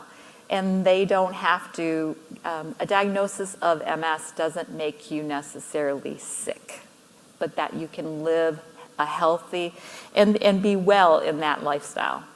So let's talk just a little bit more about wellness. Traditionally, it was thought of being freedom from disease. The broader definition, though, and I'm going to read this because I think that it's important, a conscious, self-directed, and evolving process of achieving full potential. And the most important thing there for me is that term self-directed. You know, it has to come from you. You can't wait for somebody to provide good health and wellness to you.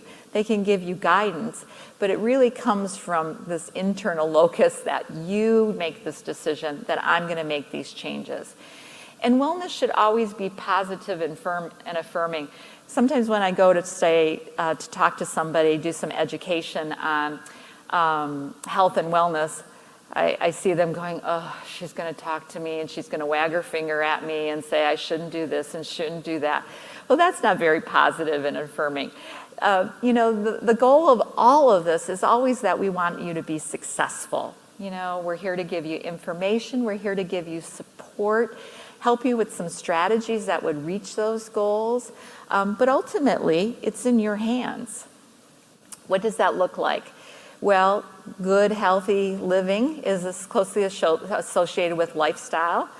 We talked about nutrition here, and my term is you put garbage in your body, you're going to get garbage out, okay? I have people who come to me at 1 o'clock in the afternoon, and I say, hey, what did you have for breakfast and lunch today? They go, oh, at 8 o'clock in the morning, I had a donut and a cup of coffee. I'm set to go. And I'm like, not really. You don't have any fuel in your tank, and I'm going to be asking you to exercise and have really good muscle performance. You don't have anything there to kind of have that happen. Good hydration. I am really learning this now that I moved to Colorado. It's so dry there. Gosh, when I got here to Florida, my hair went zzz. But you can't drink enough sometimes in Colorado. So staying hydrated, you need well-hydrated muscles for them to work. And I know that there is a lot of concerns for folks who have bladder issues, that they don't want to drink a lot before they come to therapy.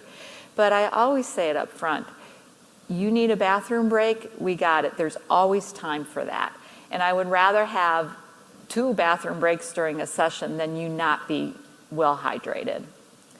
Proper weight control, exercise, which we're going to talk about a lot through this program.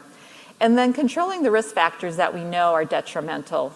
Smoking, we know if that you're a smoker, you're diagnosed a little bit earlier with MS and your progression is a little bit worse. And then alcohol and drug abuse, not good for anybody. So one of the takeaway points is that your rehab should not be one size fits all. If somebody says, oh, here, I have a booklet, and they pass it around to everybody, and it says, everybody in this room, this is the perfect rehab plan for you, throw it in the garbage. Because everybody is individual, and everybody needs an individualized program. What one person needs is not what the other person needs. There might be a lot of similarities, but there's so much variability that you really need specific recommendations. And plus you have your own personal goals. Maybe somebody wants to return to bike riding. Maybe somebody wants to return to walking on a trail. And maybe somebody wants to just be able to pedal an arm bike. Everybody is different, so the one-size-fits-all method does not work for this disease. So this was a talk about when does rehab go, what are the touch points for rehab? And I picked out 4. I picked out upon diagnosis, after an exacerbation, during times of stability, and if and when MS progresses. And I also included that you need to have these touch points at the right time, in the right place, with the right people, and getting the right care. So there's a lot of pieces that need to line up, but they can be managed. I'm going to talk a little bit more too about during times of stability, because a lot of times people look at that and they go, well, I'm doing well. What do I need my rehab team there for? So we're going to go through each one of these. So what can rehab do upon diagnosis? Well, you're establishing the relationship with your team. Not only are you getting to know me, but I'm getting to know you. And that's really, really important because, if we're going to have this long-term relationship, I need to know what's important to you work-wise and home life-wise and recreationally, wise, not just, your muscle strength and what your balance is. So we obtained some baseline information, and we're going to talk about that because baseline information becomes important upon diagnosis, is because many times when I don't see someone who came to me early, soon after diagnosis, they'll come to me much later and they'll say, I'm having increased weakness in my ankles, but my ankles were always weak. Well, I don't know how weak they were to start with, so I don't have that comparison. So maybe they weren't that weak, and this is really just they're feeling the effects of it for some other reason, and they really haven't progressed in additional weakness. Patty is not losing her mind. I'm not losing my mind, and that provide education is on that slide twice because that's really, really key early on. I just had a gentleman that came into the clinic. I was really blessed to be working with another amazing neurologist who believes in early intervention for MS. This gentleman was diagnosed 4 days before he saw me. He just got his steroids and he came in with his wife. And I could tell that they were pretty shell-shocked. But I was all ready to do my baseline information and do my evaluation. And what I did was I put that all aside, and we spent the entire hour having him just ask me questions. I said, what questions have been muddling around in your brain? What information do you need right in this moment? And then, I was able to tell him, listen, I gave him 3 websites that I know are really reliable information on MS. Don't go on anybody's blog. Don't be reading anybody's, Twitter stuff or whatever. So that you can get good, solid information. And that's important at the start of this. I advised him that, take it in small doses. You don't have to read everything that there is on MS. You don't have to have every bit of information, but just read the sections that are applicable to you. And that's where Randy's book came in really handy for a lot of folks, is that you can read what's applicable to you in that book and you don't have to read it cover to cover. Symptom management strategies, we're going to try to put all of those symptoms, address them in a non-pharmaceutical rehab strategy pattern. We're not the prescribers, but we'll collaborate with your physicians. If you're on medicines for your symptom management strategies and they're not effective, we can give feedback to the physicians, and we do that all the time, particularly for spasticity management. There goes those exercise programs again, and behavioral and lifestyle changes. So right up the bat, we're kind of hitting you with a lot of information, a lot of strategies that we want you to take forward. We're getting more and more evidence about the benefit of exercise in a lot of different ways in MS. So we want to get you going. If you're not an exerciser already, we want to make sure that you are. I'm going to go over a few baseline outcome measures, just to name a few, so you're familiar with them or you know what to expect if you're going into PT eval. So there's something developed called the MS Functional Composite, and it was a way to kind of look at lower body function, upper body function, and then cognitive function, which we all deem really important in the management of MS. So the 25-foot walk test is the 25-foot walk test. You get to walk 25 feet, and your therapist will time you. And they may time you at your normal pace and then at a fast pace. So we have that information right up front. So if your walking speed has slowed down considerably, that would be something for us to address. 9-hole peg test, really sharp name for this test because there's 9 holes and 9 pegs. And you put the 9 holes and the 9 pegs, pull them out, and you're being timed. But it's for fine motor coordination, so a measure of upper extremity function. The last test on that composite test, if anyone has had to go through it, I'm sorry. It's not a fun test. It's the paced auditory serial addition test. 2 numbers are presented to you, say the numbers 1 and 3, so you say 4. And then another number is presented, say the number 2. Well, you add it to the last number that you heard, not the last number that you said. So the answer would be 5. And so then another number would be added on that. So you go through that whole thing. So it's a test of mental flexibility, it's a valid and reliable test in MS, but it sends patients out of the clinic crying. So there is an alternative test that we often use, mostly use now, and it's called the symbol digit modalities test. There's a grid of different symbols that are attached to numbers, and then you get this grid of just the symbols, and you have to apply the numbers to them. So a little less stressful, but equally good in giving us some information about your cognition.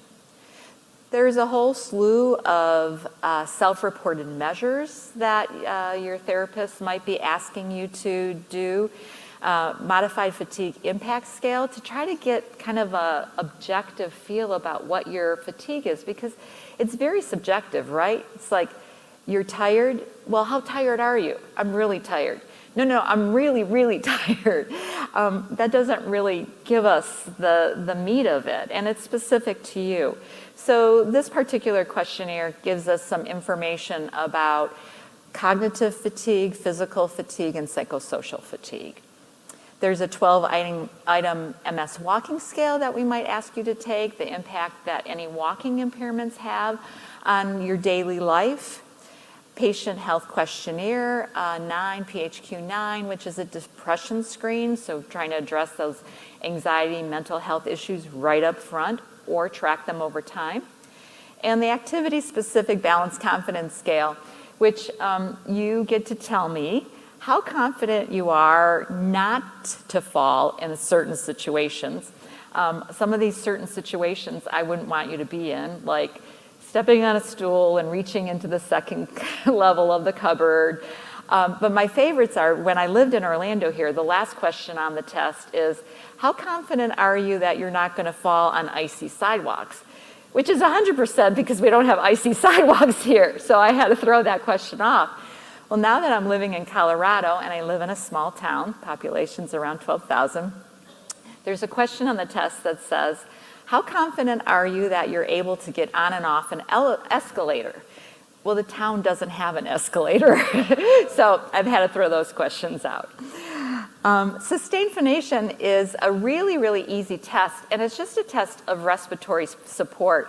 And those of you who do it in the clinic, who have done it in the clinic with me, you know, it takes a little, you gotta have a little gumption to do it, but you say ah as loud as you can, as low as you can, and for as long as you can. And we can time that. And it's just a very quick measure of how much respiratory support you have.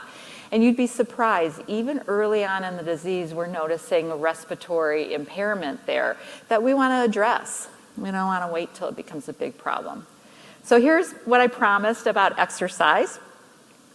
There was a Hallmark study done in the 90s, and it was really exciting when it came out because we really didn't have any evidence. I mean, I knew in my bones that exercise was good for MS, and Dr. Shapiro knew that, and we finally had some evidence to say that if you do some aerobic training, you're going to be able to increase your aerobic capacity, that your triglycerides might go down, the skin fold thickness goes down in the study, that you generate more force with your muscles, and that there is really profound impacts on quality of life. You felt better about yourself, your anxiety and depression was less.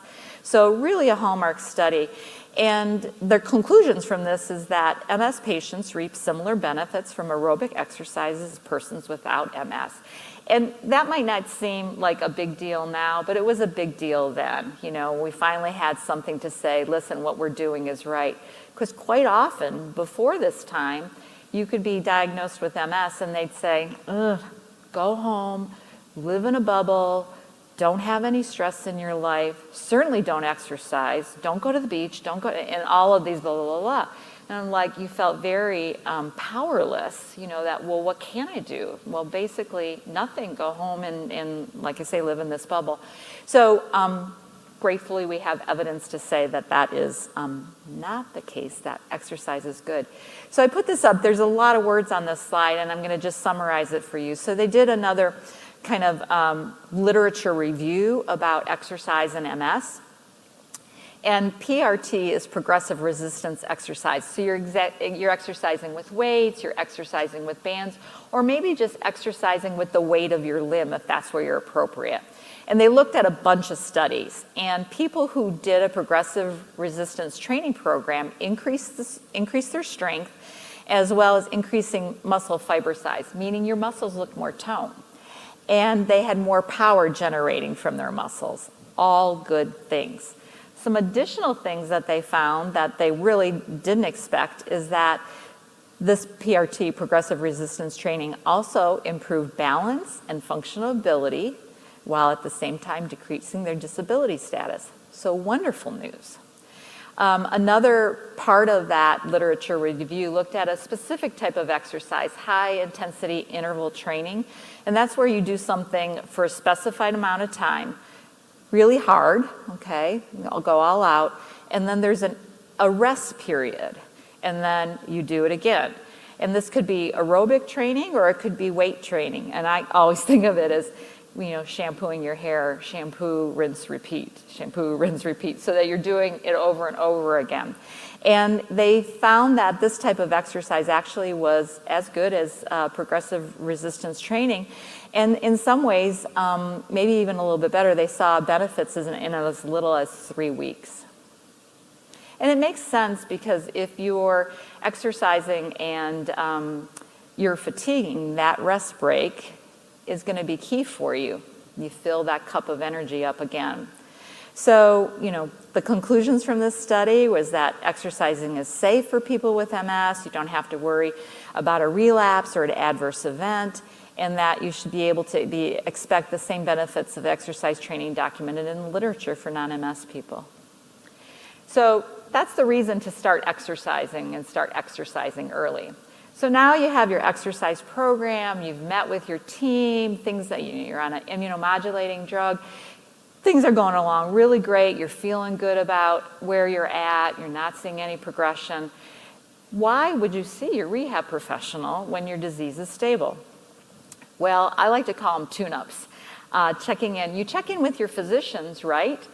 You should be checking in with your rehab professionals. And you do that because You want to make sure that you're continuing to do the right things, okay? You might have an update in your exercise program. Maybe you got stronger and we need to up the ante there. Maybe we need to add a few more stretches. Maybe you're feeling like you could take on a little bit more in the aerobic area. So meeting with your team can kind of give you those ideas about how to progress. And then there's what I call putting out small fires. You know, a lot of times changes in our body happen really subtly. And our bodies don't send us an email to say, hey, by the way, you have a teeny tiny bit of hip flexor weakness. So what I'm going to do is I'm going to make your leg swing out to the side. And then that's going to put extra strain on your hip and on your back. But you probably won't notice it for, maybe 5 years or so. So just keep on doing it. Yeah, you don't get those kind of emails. But if you're reevaluated by your rehab team, we can pick up these subtleties and then put out that fire before they become more problematic. Instead of before you have back pain, before you start having degenerative changes in joints that weren't meant to have those kind of stresses and strains on. Of course, we're going to do continued symptom management strategies and education. And maybe at this time, you know, we're going to explore some other forms of health and wellness strategies. Maybe you've wanted to try a different form of exercise. Maybe you want to try Pilates or yoga. Maybe you need some more resources for nutrition. Or maybe you're still working on smoking cessation and that we need to give you more support in that area. So lots of good reasons to see your therapist, your rehab team, when the disease is stable. Tune-ups. I highly recommend them. I just want to clarify some terms, exacerbation versus pseudo-exacerbation. So an exacerbation is a new or significant increase in a current symptom that lasts longer than 24 to 48 hours in the absence of a fever or an infection. We know that heat is detrimental to MS. You have a fever, your MS symptoms are going to get worse. It is usually associated with central nervous system activity. So if you don't have a fever and you don't have an infection and there's not another reason for it, that's probably an exacerbation. You'll go to your physician, they'll work you up to confirm that. A pseudo-exacerbation is usually associated with those things like heat, humidity, fever, infection, body stressors. And your symptoms usually return to baseline once the cause is removed. And there's not associated CNS increased activity. So I bring that up because a lot of times people will come in to me and say, Patty, I'm having an exacerbation. And we need to do a really good triage on the rehab team if that's who you're seeing. Do you have any signs and symptoms of a bladder infection? No. Is your urine darker in color or stronger in smell? Because a lot of times sensory isn't always 100% and you don't have the same symptoms that you usually do with a bladder infection. So that might be a clue. I tell this story all the time. I had a gal who came in and her spasticity was off the charts. And I was like, wow, what happened? And she goes, I don't know, I think I'm having an exacerbation. And she had some visual impairments. And I talked to her about her bladder. Do you have a sinus infection, earache? Anything going on with dental work? Do you have an abscess? No. And she said in passing that she had a pedicure.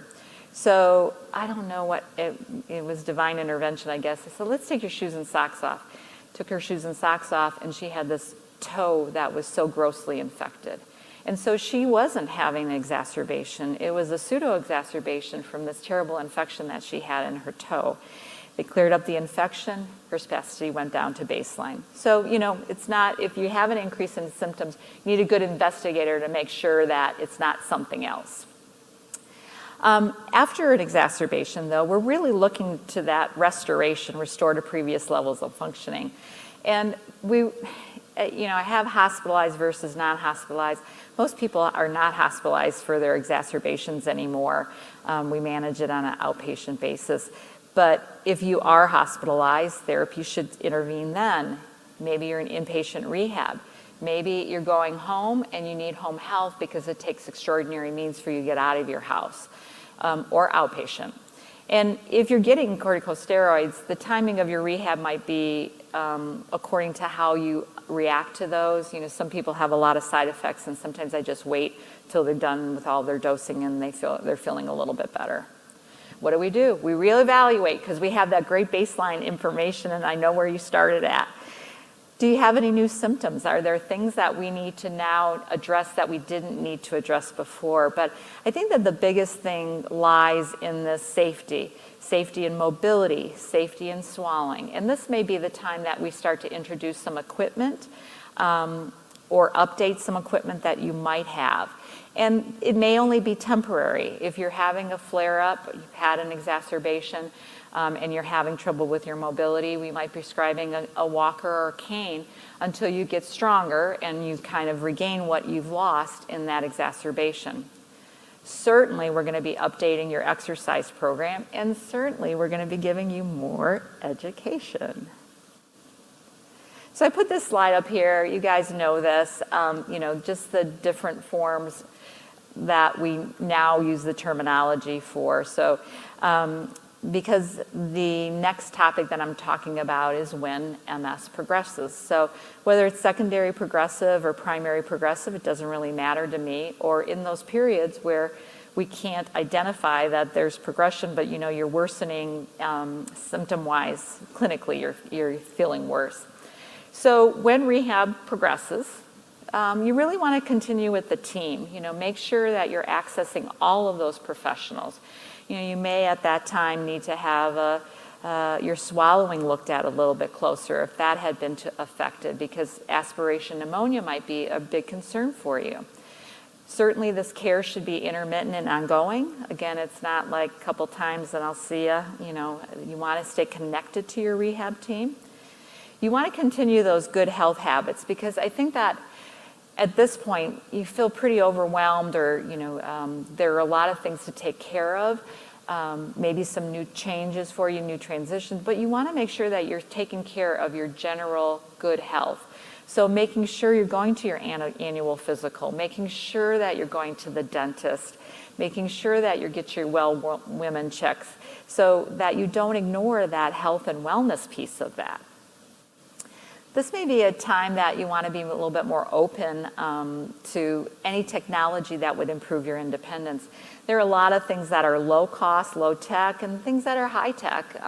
Dr. Wade showed you some beautiful pictures of some high-tech equipment in the Mandel Center, which is awesome. But maybe what you need are just some low-tech options. And I always, always, always recommend that you seek the best information from your healthcare team before you go shopping on the internet. I have a lot of folks that have closets full of stuff that they bought that just didn't work out and they spent a lot of money on. So what about exercising for people who have progression in their MS? So there's an emerging body of literature. We're doing a little bit better at looking at progressive MS and what benefits there are to exercise. And there is evidence to say that there's increase in cardiorespiratory and muscle fitness, benefits to fatigue management, and also quality of life outcomes. And these studies have looked at conventional exercise, which we usually think of strength training, balance training, stretching, all of that. They also looked at functional electrical stim, where you actually have electrical stim that augments or takes over for the muscle if it fatigues in a cycling situation, and body weight support treadmill system. So we'll show you a few pictures of that. So this picture on the far left for you guys is functional electrical stim coupled with cycling. So if your muscles are fatigued and you're unable to make that bicycle propel that bicycle through a revolution, the electrical stim kicks in and it activates the muscles that will do that for you. This is body weight, oops, sorry, come back. Body weight support treadmill training, whereas if some of your weight can be supported through the harness system, then you're able to use your legs a little bit more freely and you don't have to be so concerned about a fall for your balance. And then this really kind of techie looking thing is called an Alter G. We actually have one of those in the clinic that I work in. You put on a pair of bike shorts with a big zipper around it. And then this kind of bubble thing here actually drops down, and you step into it, and then it pulls back up, and you get zippered into it. So it's an air chamber. Air is pumped into it. So you're supported by the air. There's buoyancy there, and you're walking on a treadmill. And there's also cameras that watch your feet for you. So say, for instance, I'm working with you on gait training, and I say, oh, watch that foot's turning out, or you're not lifting high enough. You know, a lot of times people have to look down at their foot to really understand where that foot is.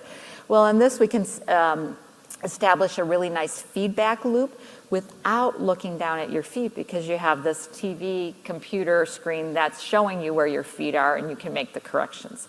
So those are some high-tech stuff.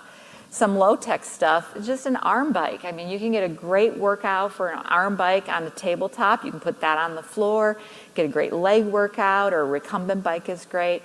So, you know, just be open to some things that might be higher tech or low tech. It doesn't always have to cost a ton of money to be beneficial.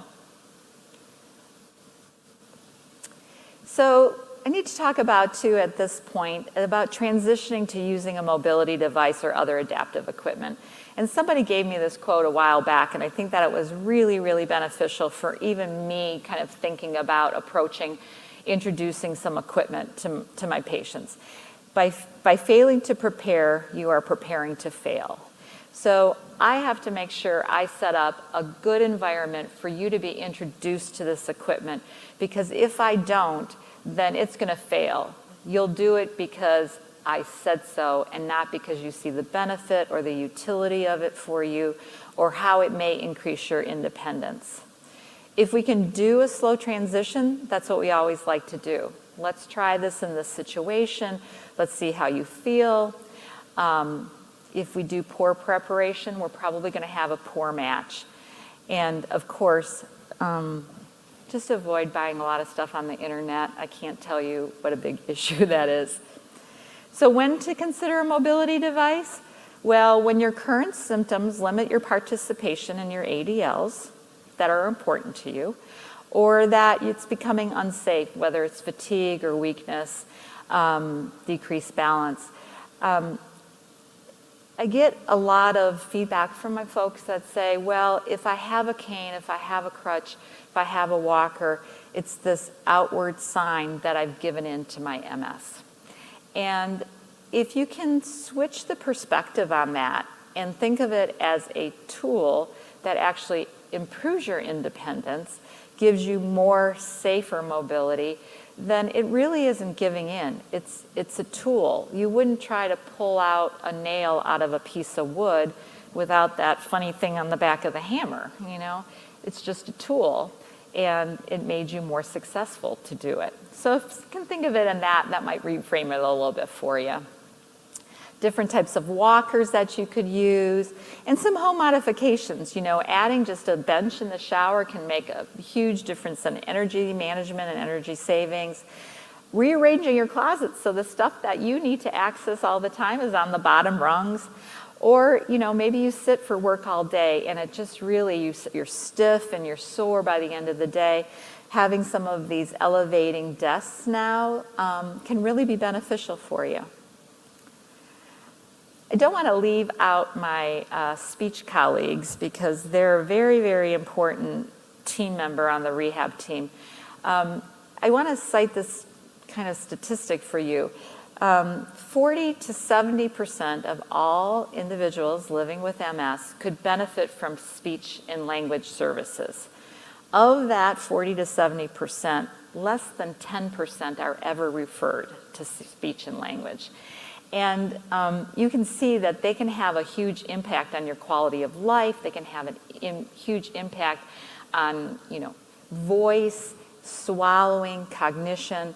So, you know, if you're not being referred for speech and language, you know, ask for that referral. Speech dysfunction, dysarthria happens often. You might be getting decreased volume, particularly maybe at the end of the day, that you feel like, oh, gosh, my husband and my spouse asked me 10 times to repeat that, and I'm giving all I can. So there could be low volume, particularly if you're talking on the phone, somebody will be saying, what did you say, what did you say? We're experiencing a lot of that these days with masks, and I'm constantly asking people to repeat themselves. There could be lack of clarity in your voice. It could be raspy, hoarse, nasally. There might be some hesitations. And there are interventions, exercise that help to generate better speech patterns and greater volume. Posture is a huge thing. If I'm sitting like this and really all scrunched over, not going to be able to get really good volume out. And then the respiratory support. Swallowing is another area where speech will step into, and the changes can occur for several reasons. It can be fatigue. You have poor sensory feedback, so the messages aren't getting to your brain in the right speed and the right intensity. You could have muscle weakness. Decreased neural drive, meaning you're just not getting that good speed of those nerve impulses to kind of manage the food and get it down the gullet. There are a couple of tests that the speech pathologist can do. Modified barium swallow study, where they put barium in the food, and then they do video fluoroscopy. They can see it going down, see if there's anything that's aspirating or getting caught on the folds. And there's something a little bit new, the FEES, fiber optic endoscopic evaluation of swallowing. And the speech pathologist can actually do that in their office, and they have a flexible tube. The speech pathologist I work with in Steamboat just got trained in it. And she says, Patty, let me do it on you. And I'm like, yeah, great, okay. So, well, it wasn't bad really, but it's a flexible tube that goes down your nose, and at the end of it is a little camera. So she can see everything that's going on with your vocal folds and your swallowing mechanisms.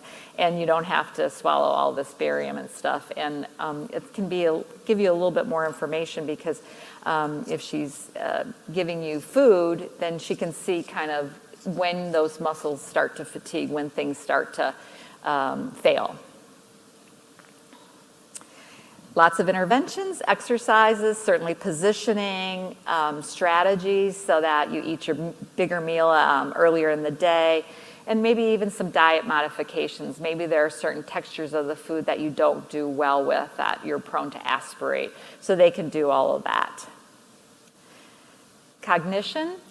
Cognition is huge, but I really want to emphasize to people that the majority of cognitive changes in MS are mild. They deal with memory, attention, processing speed, executive thinking, visual spatial abilities, and verbal fluency. It's not like a dementia. It's not like I'm not going to recognize who my family is. And I know that I have to say that a lot to my patients, because they think that they're going to be not being able to interact with their families throughout their lifetime, and it's just not true. So between speech and occupational therapy, they can do evaluations, develop strategies. It may be simple as managing a calendar. It might be as simple as putting your pills in a pill box so that you remember to take them at a specified time a day. With iPhones and all the technology that we have, setting alarms as reminders. And certainly education. And last but not least, I want to talk just a minute on balance and falls.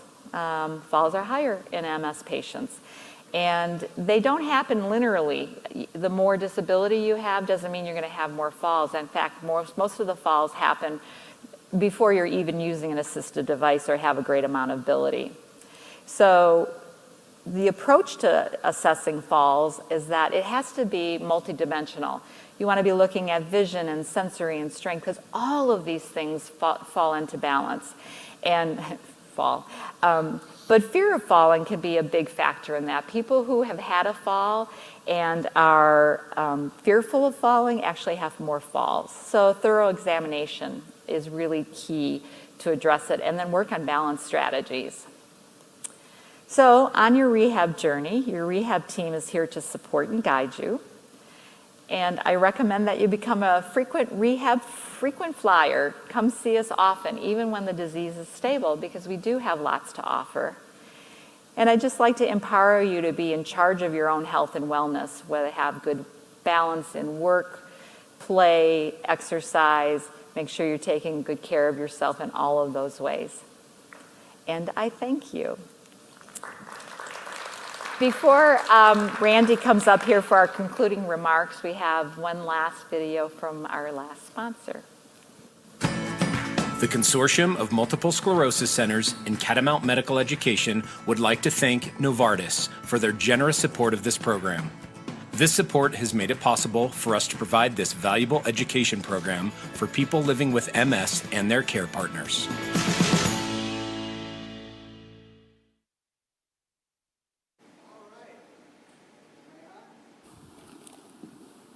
Should be on. There we go. Fatigue is the single most common and the single most disabling symptom in multiple sclerosis. And I know at this time in the program, you are all fatigued. I know I am. I hope that you've all taken away something from this program. It's been a very diverse group of people talking to you. I think that it's been very complete in many, many ways, different from many programs. You know, in the old days, we used to have a lot of educational programs about multiple sclerosis. These days, we have a lot of programs about drugs. And so this one was designed to be somewhat different from that. Before we leave, I want to thank the Consortium of Multiple Sclerosis Centers for allowing us to put this on, and Catamount for putting this program on in such an efficient way. I'd like to give them some applause. They did such a great job. We have a drawing. I guess you all have tickets in some ways, and I get to choose to pick it out. If I pick my own number out, you'll know it's rigged a little bit, but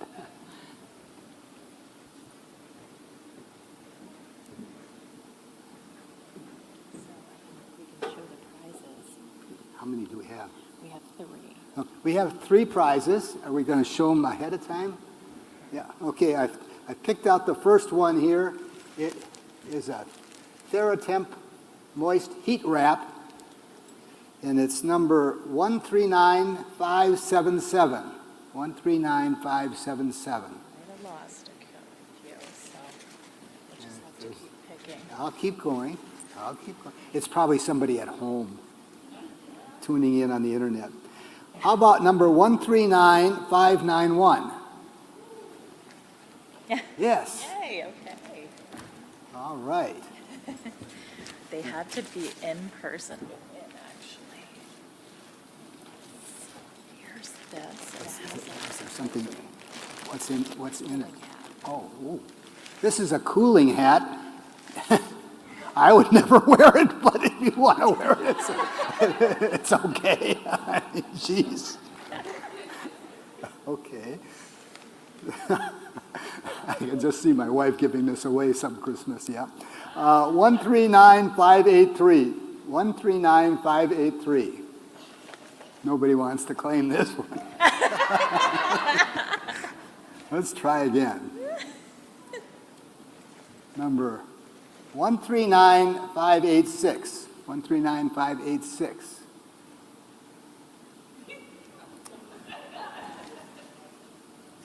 Number 139571. Ah, I'm sorry. It's heavy. Gift cards to the Van Gogh exhibit in Orlando. Oh, this is the best one. So there's 2, huh? Yeah, are there 2 separate numbers or 2?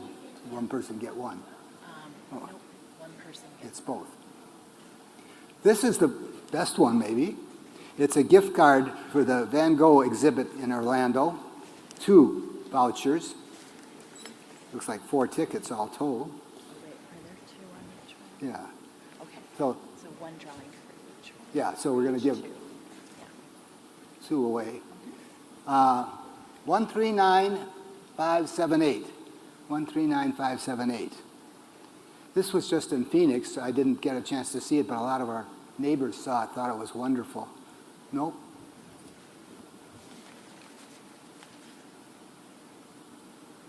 $139,587. What's the likelihood of that being? 578 and then 587.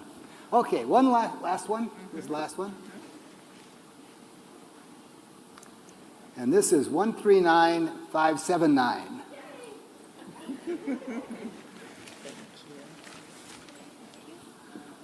All right, guys, I know I can speak for the whole faculty. We all thank you very much for attending and appreciate your interest.